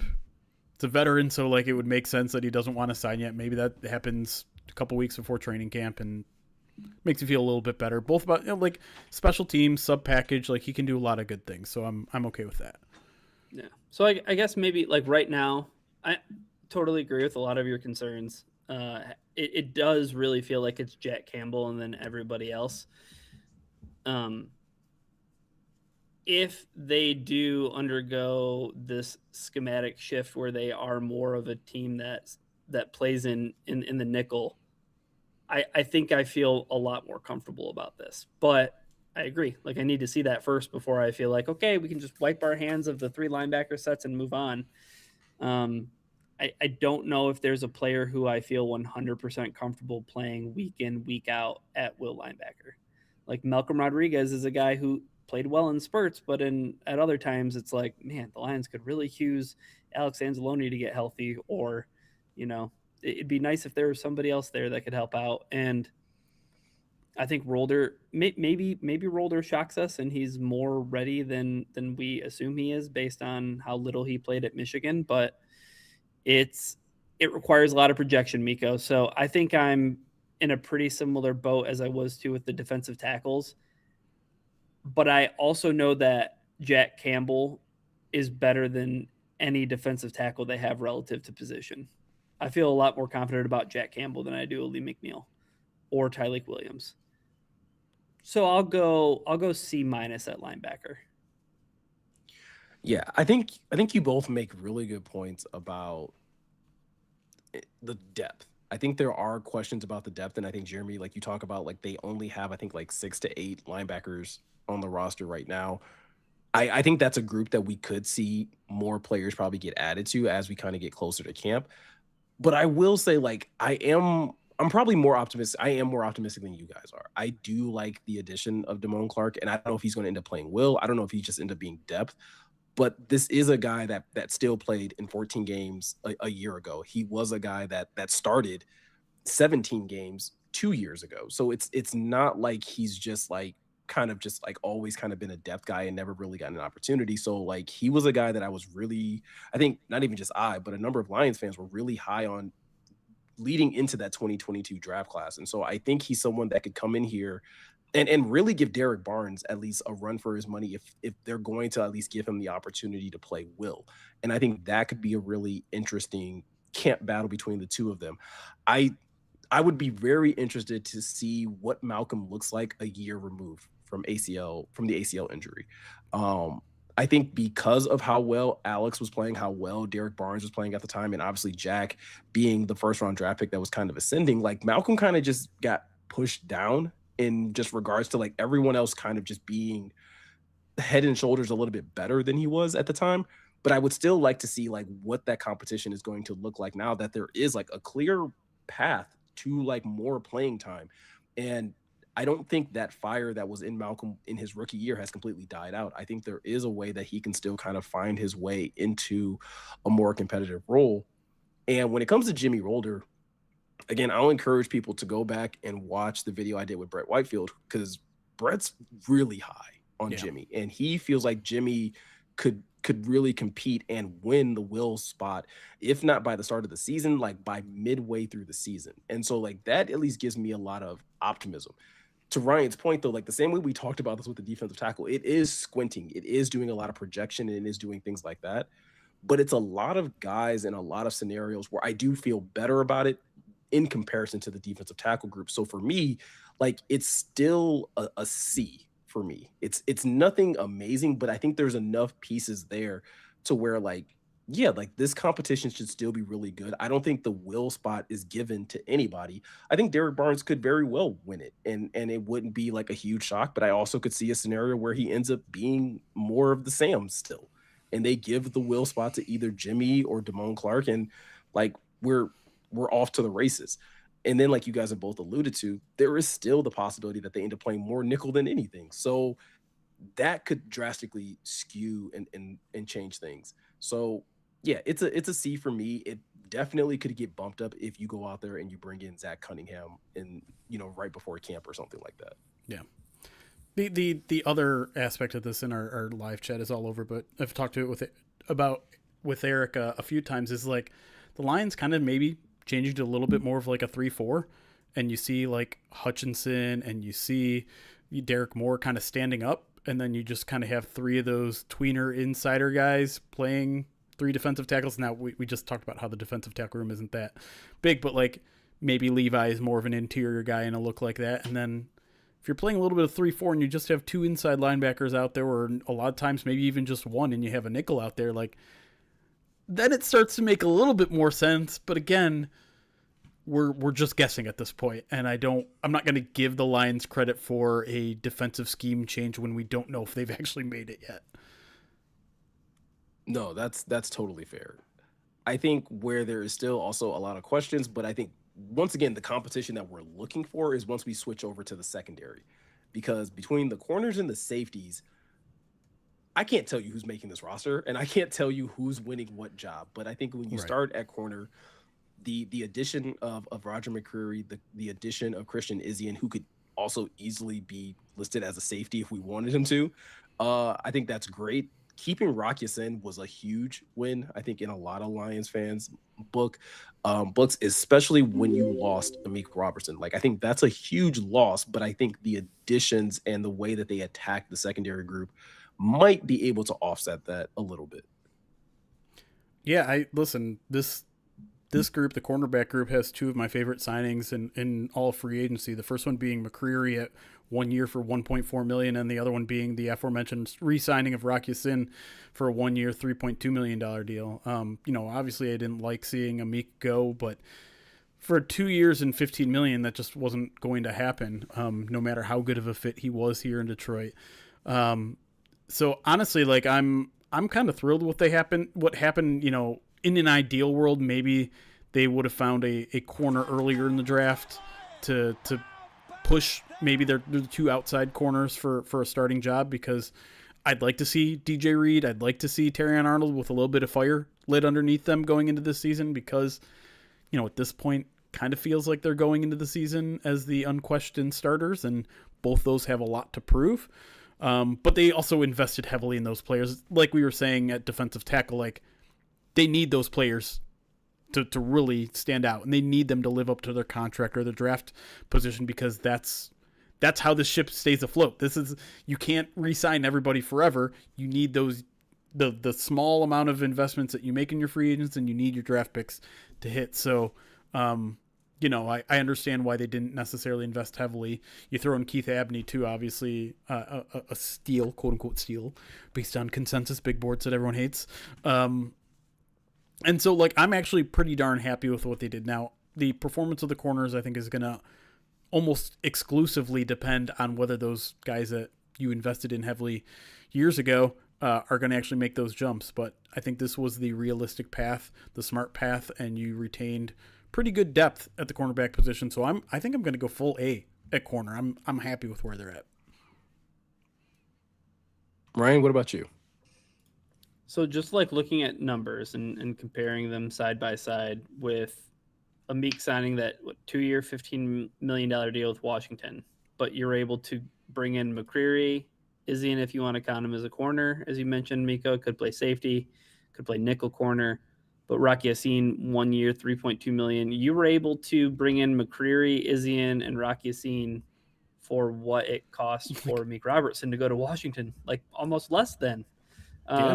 Which hopefully one of those guys can step up and play nickel cornerback, especially based on the conversation we just had about linebacker. They're going to need one of those guys to be a dude and play a lot of football for this defense. It feels like a broken record. It feels like every offseason we're talking about the massive changes that are being made in the secondary, specifically at the cornerback spot. And one of these years, is it going to work? But my bigger question is one of these years, if it's not going to work, is this what's going to eventually cost Brad Holmes his job? And I know that's like he's not on the hot seat or anything like that. But what I'm saying is, if they can't figure this out at cornerback, it's such an important premium position that they just have not been able to figure out. They haven't. They haven't. Like, you can say that they haven't. They've invested heavily in Cam Sutton. They traded up to get Terrion Arnold. They drafted Ennis Rakestraw in the second round. DJ Reed, you have to give some of these guys a benefit of the doubt to play their way onto the field and stay on the field. But CJ Gardner-Johnson, like, I know it's injuries, but injuries cost people their jobs too. And I'm not saying that Brad Holmes needs to be put on, the hot seat again. But what I am saying is, like, is this eventually going to catch up to him? And is this going to be the spot that ends up burning him? Because he just can't figure it out. He can't get it figured out. The only thing that's worked has been Carlton Davis. I was gonna say like the 1 year. The question is like, is this a Brad Holmes issue or is it a coaching issue though? Because it's a Brad Holmes issue too. Well, because and maybe it is a little bit of both, right? Because you bring up Terrion and Ennis. Well, like Terrion and Ennis were again, people hate them, but like they were consensus top corners in their draft. So it's not like he went off the reserve and got guys that were like not projected to be players. Like Terrion was in the conversation for CB1, and you drafted him, right? You went out there and you got Ennis and you invested in the future of your players. And it's been a mixed bag of obviously heavily injury related for Ennis, and then injury and subpar production for Terrion. The question really becomes like, that's why I say like I don't know if you could put all of that on Brad's plate. I think even DJ Reed, the DJ Reed signing looked really good up until that hamstring injury, and then things looked really shaky after that. Is that a Brad Holmes issue, or is that again just like domino effect? You also lost two safeties, your top two safeties, within that window as well. So like, I hear you, but I don't know if changing the GM is necessarily going to change the corner situation. I do think your corners just naturally need to play better. And I think you've at least invested in them in such a way where the competition at that position should at least bring the best out of everybody. To Jeremy's point, though, I would have liked to have seen one more additional outside corner. But it does make me wonder, how much run does Roger McCreary get at outside corner? How much does he get to challenge for one of those positions? And maybe it opens up the door for Christian Izien or Keith Abney to, battle it out for the nickel spot. We've heard Dan kind of talk about how, like, with Ennis being healthy, maybe Ennis gets more of a shot at outside corner. Again, that's a long shot, but I think there's enough competition there, and I think Brad has at least addressed it. I don't know. Put it this way, I don't know if he could have addressed it better, considering like everything that we know that he's done to this point. That's kind of just where I sit right now when it comes to the corner. But I think we have that same exact conversation every single year when Brad Holmes does this. He like makes all these moves and it's like, he couldn't have done it any better. Couldn't have done it any better, guys. And then the next offseason, we're having the same conversation. Right. There's certainly been bad luck along the way too, right? Like the Cam Sutton situation, you probably couldn't have predicted that to happen. Emmanuel Mosley tears both ACLs while he's in Detroit. And how things have worked out with their current corners and their injuries there. I think this also deserves to be part of the conversation, not to excuse any sort of performances, but like the Lions ask a hell of a lot of their corners too, right? The amount of man that they play, the physical nature that they play in the run game, like it's a lot on their bodies. It's a lot on an island. And then when you have an inconsistent, slow pass rush, that isn't helping that group either. And so the defense as a whole. Right. And so I think there's a confluence of influences here as to why for the sixth straight offseason, we're wondering if they've finally figured out their cornerback situation. And I think, like some of that does go on Brad Holmes. You invested in an injured player in Emmanuel Mosley and it didn't work out twice. You invested in a smaller corner in Ennis Rakestraw. And lo and behold, when he has to play physical football, his body isn't holding up. But at the same time, like there is, I think, a little bit onus on the coaching staff to be like, hey, you need to put these guys in better positions to succeed. We know there's talent there. We know these guys can ball. We've seen them do it at different places. We've seen them do it in college. There has to be something more happening here with the coaching staff. And we've seen them overturn their secondary coaching staff almost every year too, right? So like there's a lot going on there. I don't know how much they could have realistically done this offseason, which is why I still give them an A in terms of just maintaining and adding competition. But there's also a fair amount of healthy and earned skepticism.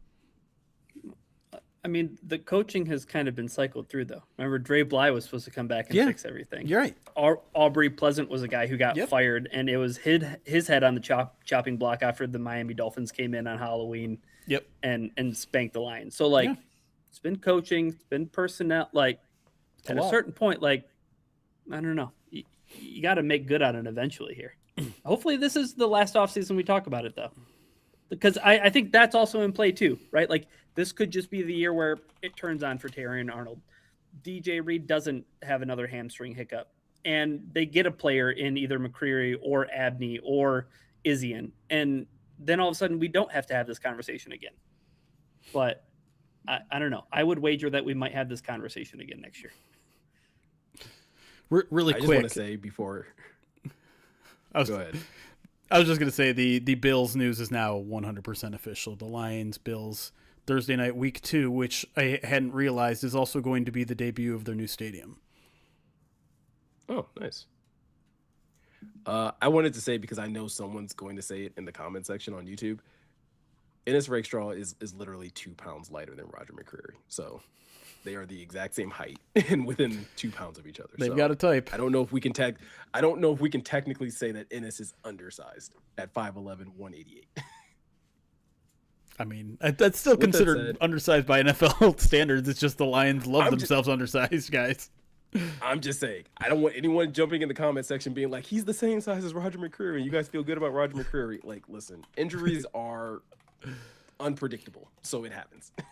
The one last thing I want to say about Abney, though, is there maybe like a sneaky chance that he is the competitive fire at outside cornerback? Maybe not that we see him as like he's going to be an outside cornerback, but like, is there a little bit of that, like, guy comes in, competitive, fiery, chip on his shoulder, kind of, I was picked too late, I'm going to play whatever position they want to put in front of me? Well, it's part of the reason why, like, I also kind of give it at least a B plus, is like, I think you got a lot of those guys. I think Roger McCreary is going to bring in a level of competitive nature of like, I'm winning somebody's spot, whether it's outside or inside. Like, I'm getting one of these. I think Christian Isian is going to bring a level of competitive fire. And I do think, like, yes, what you're talking about with Keith Abney as like the young guy that was kind of seen as a day 2 pick falling to the 5th round, like, yeah, you might get a lot more competitive nature out of that guy. And so everyone else that's at the bottom of the list that's trying to, like, you know, find, like, if you're Ennis, like, you're probably on notice with the addition of a Keith Abney. Oh yeah, for sure. So if I'm going to grade this, I'm going to say it's a B minus, but I do really like that Amik Robertson leaving and what you brought in costs less than Amik Robertson. Because I know, Meko, you were a big fan of Amik Robertson. I like the versatility that Amik Robertson presented. But if you weren't going to bring back Amik Robertson, it seems like the next best case scenario was, okay, but we may have recreated him in the aggregate. Or one of these things are going to work out, hopefully. I mean, I think even just looking at Roger McCreary as like a possible, like, hey, this could be the Amik replacement as a guy that can play nickel and also play on the outside if you really need to in a pinch. And like you said, yeah, I think you did it in the aggregate with all the other guys as well. I think when you look over at the safety group, I think a lot of attention is obviously going to be put on their top 2 guys that are both dealing with injuries and both have question marks in terms of when they'll actually be back on the field. But once again, I think the Lions did to take from what we just talked about the best that they possibly probably could in terms of just adding guys into that position group room that can at least make you feel a little bit better about who's going to start in the interim. They did lose Daniel Thomas in the offseason, but they were able to add Christian Isian, who like we said, potentially could play nickel, could potentially play safety. They also went out and signed Chuck Clark to a $1.5 million deal, as well as re-signed Avonte Maddox, also at the same type of contract as well. So again, I think there's going to be a lot of focus on when Kirby Joseph and Brian Branch are going to be back on the field.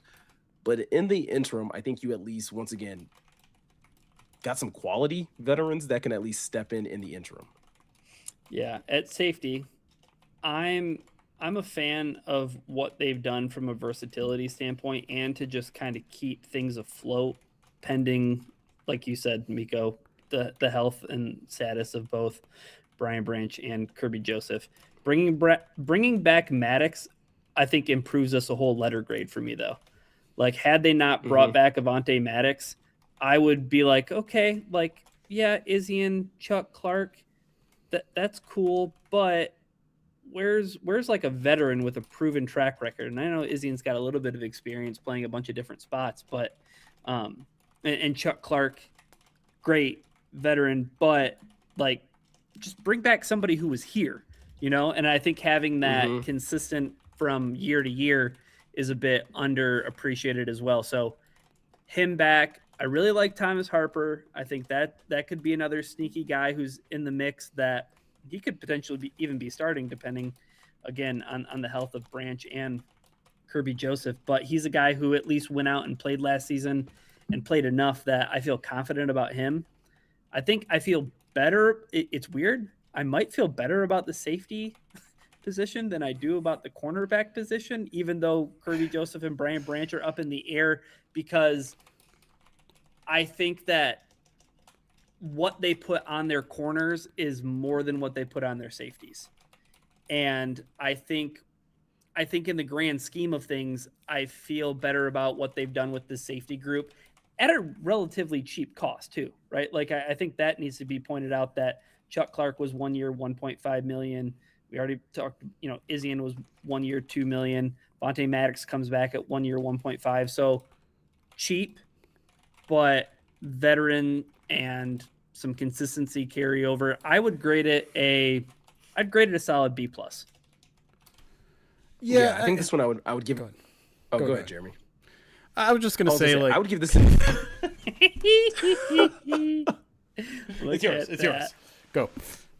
All right, I would say I would give this an A- because I do like the veteran additions. Like you went out there and like you said, Ryan, you brought back Avonte Maddox, you brought in Chuck Clark. Like those are two guys that have played a lot of football. Not Avonte Maddox. Chuck Clark started 5 games for the Pittsburgh Steelers last year. The season before that started 12 games for the New York Jets. So like it's once again, like you're getting a guy that can come in there and compete at a high level. And if you need him to plug in and be the starter for, the first couple of weeks, or again, until Brian Branch is healthy, or to kind of fill in for Kirby Joseph while we kind of figure out what's going on with the knee situation, it's not like you're getting guys that are just not seen enough football. Chuck Clark has seen a lot of football in his 8-year career. Christian Izien is the one that I think he's going to be a training camp darling. He's going to be the guy that it would not surprise me that you hear a lot of oohs and ahs about that. That could be a guy where you're just like, hey, even once BB and Kirby are healthy, they might be trying to find ways of getting Christian Izien on the field either way. And like you said, I think Avonte Maddox brings you a lot of familiarity where once it's crazy that it took so long for Maddox to get on the field last year, considering how well Thomas Harper was playing and things like that. But once he got on the field, you were like, okay, this is why they brought in a veteran guy to kind of help, bring the floor up from this group. So it's an A- for me, Jeremy. Yeah, I think it's just a tad lower. But I'm happy with what they did, right? They clearly got a bunch of insurance plans, right? We don't know what's happening with Kirby Joseph.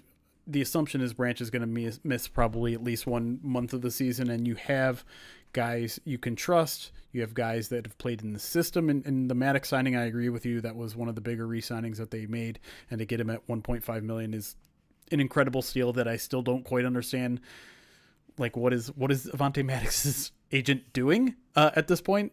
I like the Chuck Clark keeping him home, keeping him near home. That's I guess so.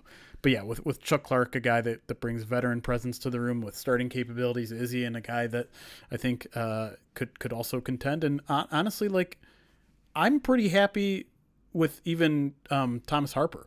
Thomas Harper was a guy who played some good football for them last year. So while they, I think the ceiling is relatively low while we await the news on Kirby and Brian, I think this team has done everything you could realistically do in an offseason without investing a ton.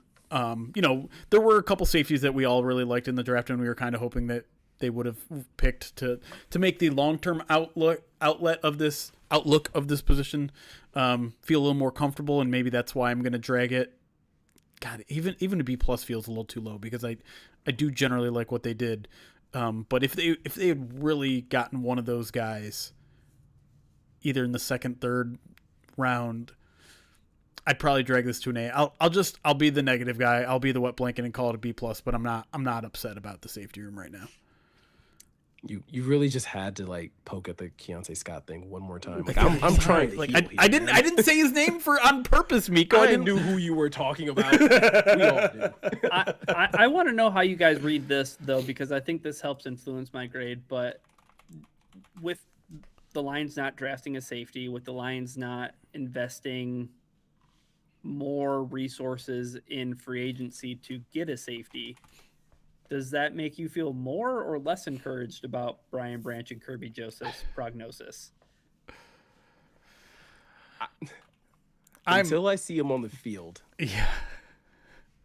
Until I see him on the field, I'm still convinced that Brian Branch is a part of this team's like long-term future. Yeah.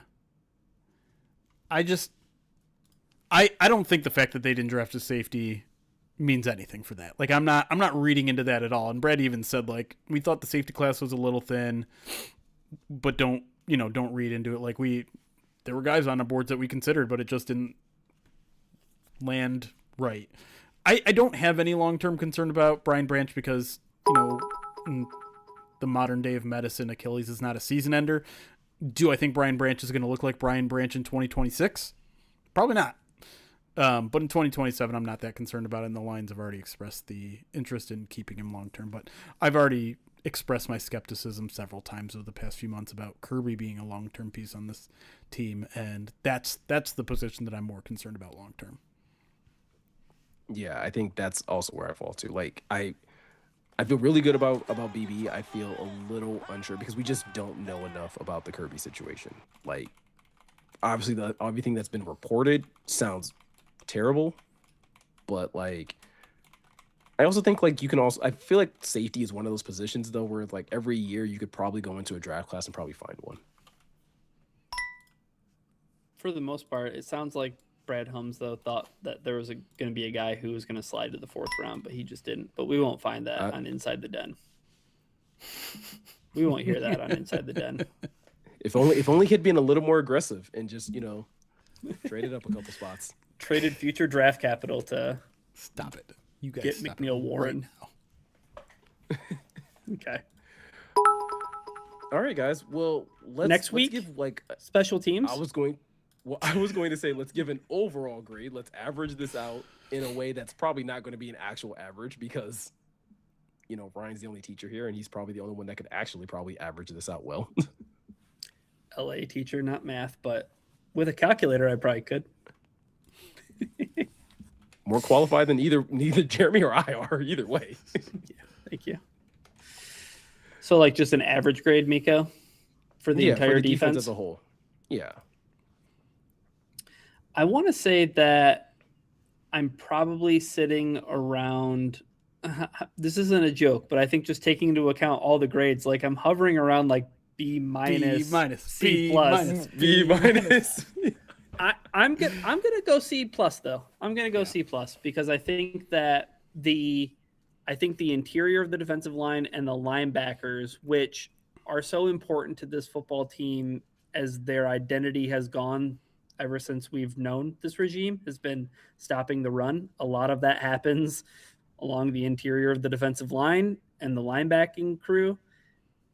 So I'm just kind of at a C plus, but if they shift who they are, Jeremy, maybe this all works out in the end. And the Lions defense is more consistent and maybe we bump it up a full letter grade, but I don't know. I'm betting that we're back here again next offseason talking about the cornerback room being revamped. It's a tough grade. There obviously wasn't really any splashy moves on defense, right? None. The Lions lost players. They lost Anzalone. They lost Roy Lopez. They lost a Meek, right? No doubt. It's the cost of having an expensive core of players. It's the cost of trying to make room for Jack Campbell and Brian Branch's contract and, some of the guys on the offensive side of the ball too. You have playmakers there.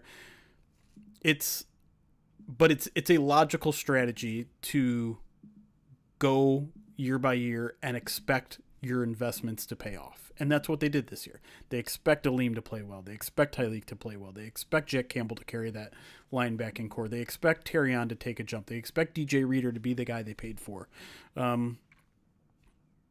and they expect to be healthier, right? Like that's the other part of this is they're relying on their players to rehab and get better.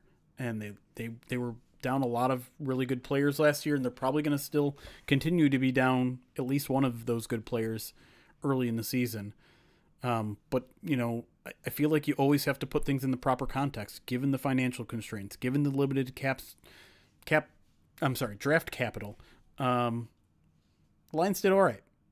I do like some of the savvy signings, and I like the secondary moves most of everything.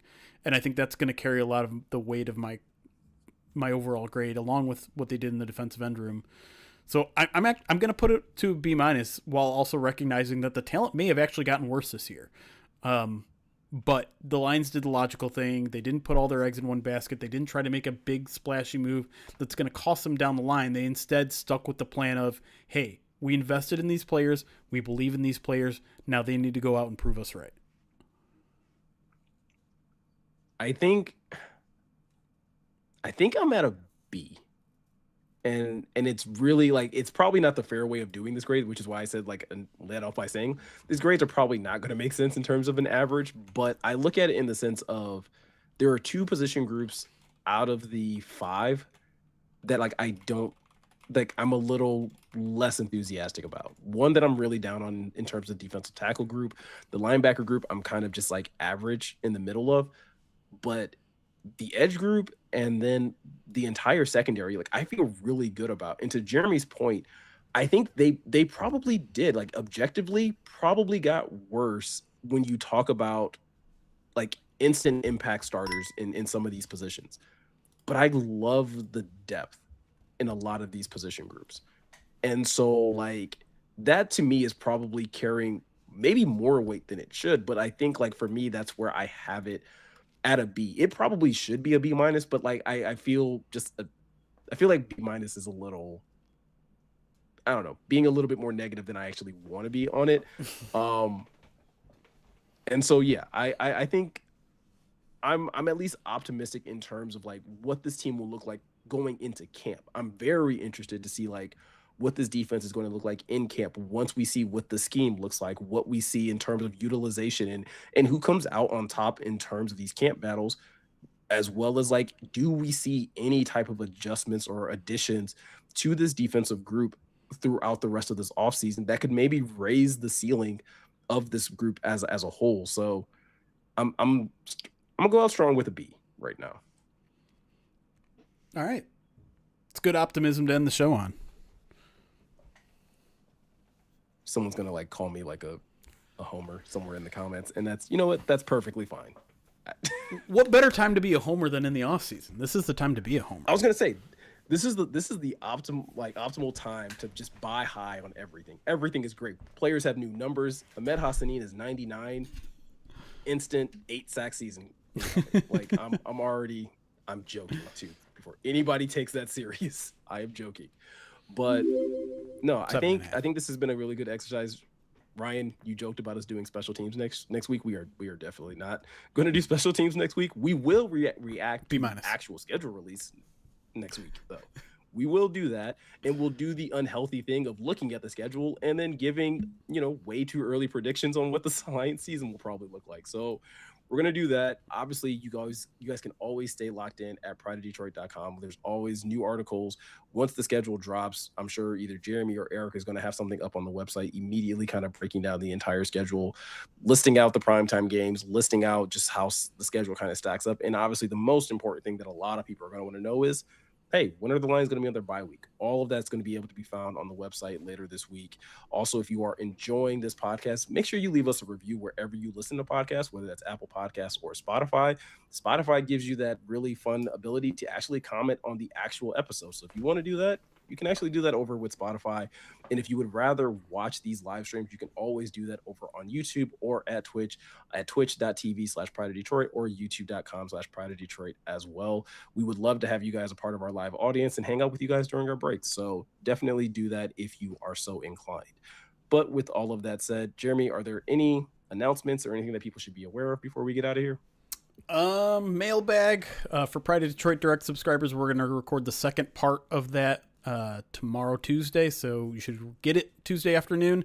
And then the regular midweek mailbag for everybody will be recorded live on Wednesday afternoon, so you can watch that live probably around 11 a.m. Eastern on YouTube and Twitch, or just get it on Thursday morning. So again, jam-packed week for everyone in terms of podcasts, in terms of written content, you can, as well as video content, because I think Morgan and I are actually going to do our first film study of Blake Miller this week. So definitely stay locked in to the YouTube channel if you guys want to see that as well. So with all of that said, I'm Meko, he's Jeremy, he's Ryan. Thank you guys for taking the time to watch and listen, and we will see you guys in the next one.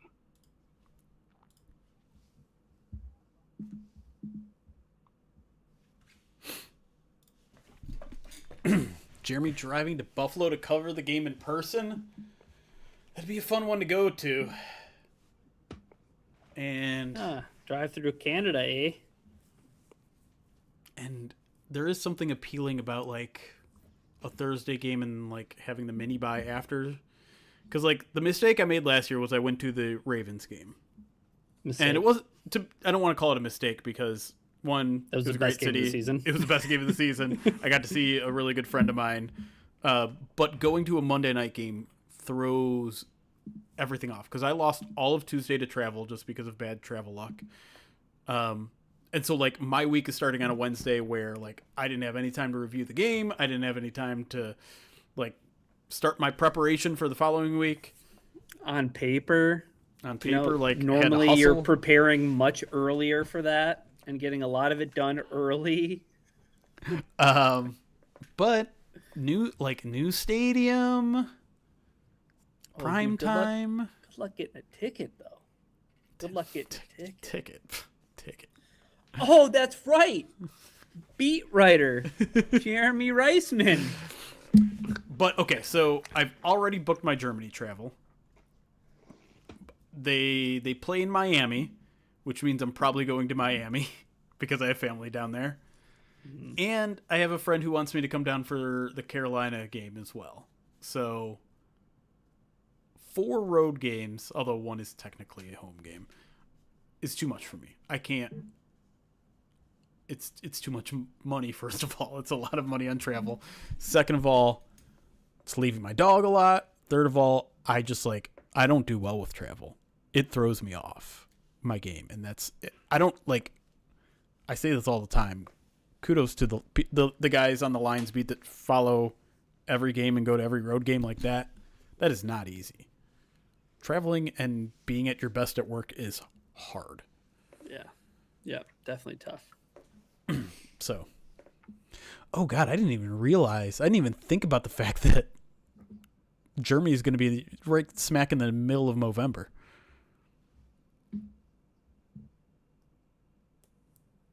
I'm gonna be there for a week. What's that gonna do? There from Monday to Monday. I don't know. Make sure that you wash your face before you go out in public. Who knows what somebody might misconstrue. You don't want to end up in a Taco Bell drive-thru. I don't know if I'm going to do any live streaming from Germany, though. Maybe I will, maybe I won't. The international series continues to have a negative impact on domestic football viewers. I'll have to figure it out. I'm trapped. There's going to be some family members with me as well, so figure it out. Also, what a funny way that this is all played out. What a funny way. I don't know. Life is funny. Yes, it's really 11/15. That is essentially confirmed at this point. November 15th, week 10, 9:30 Eastern, 3:30 p.m. local, I believe. I've already mapped out a lot of things. I'm like, all right, let me do a crash course on German public transportation. Okay, this is the line I need to take to get to Allianz Stadium. This is where I need to get off. Like, gotta buy there's a week-long transportation. Listen, it's a big trip. I've been to Europe once, ever. Just don't do anything that leads to there being a headline that says Lions beat Rider found in red light district. Like I just You think can't that's afford it. worthy of a headline? I'm honored to think I could make a headline for that. I mean, if it's going to be a headline, I just don't want it to be you. Like, it could be anybody else. It could be any of the other guys. Is Mikey going to the game? No one's heard from Mikey since he left the beat. He's ghosted everybody. That's not completely true, but he's gone kind He's of in off the the wind. radar. Pistons play in T-minus 21 minutes. Yep. The only thing I have to say about that is this whole like public discourse, and I kind of blame Pat McAfee for it, but like people not knowing that they call the Pistons the Stones. Yeah, I saw Oh, yeah. I saw some toxic debate about that I I saw had no it. part in. I saw Miss Hill say something about it. Like Yep, nobody calls the that was Pistons part the of it. Stones, and then somebody pulling up her old tweets where she's Where's she calling go- them the Stones. Beautiful. Oh, jeez. That's Um, great.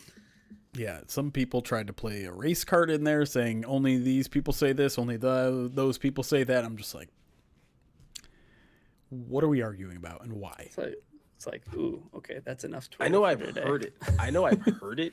I will say, like, growing up, I didn't hear it often. It was something that I don't think I heard until, like, I got closer to, like, my adult years and someone, like, whether it was a documentary or something like that. And it was like, oh, okay. Like, I get it. I see where that whole thing. I don't want to generalize a fan base, but the amount of like dumb Pistons Twitter that I've seen in the past 3 months has been worse than what I've seen in Lions fandom in a while. Oh man, NBA Twitter, welcome. It's like the Korean Pistons fan that everyone was getting on his case. Oh, that thought he was like some kind of plant or something. That he's not a real fan, and it's why are the Pistons like treating this guy well when it should be someone local in Detroit? And it's just like you just can't have fun with anything anymore. Jesus Christ! Like Basketball from fandom is what I've seen in that kinda guy, toxic. he's like the nicest kid in the world. Like, why are we getting up in arms about one good thing in the world? I don't know. yeah, like I said, Crazy. Yeah, basketball fandom is low key toxic. Yeah. yeah. I Not even mean, low key. It is. that Aussie Pistons fan tried to check me though, and I'm like, dude, you're down under. Kangaroo Jack needs to chill. Like, I'm allowed to get upset with the Pistons. And they lay an egg against the Washington Wizards. Don't talk to me Bro. that way. That game But- on Saturday.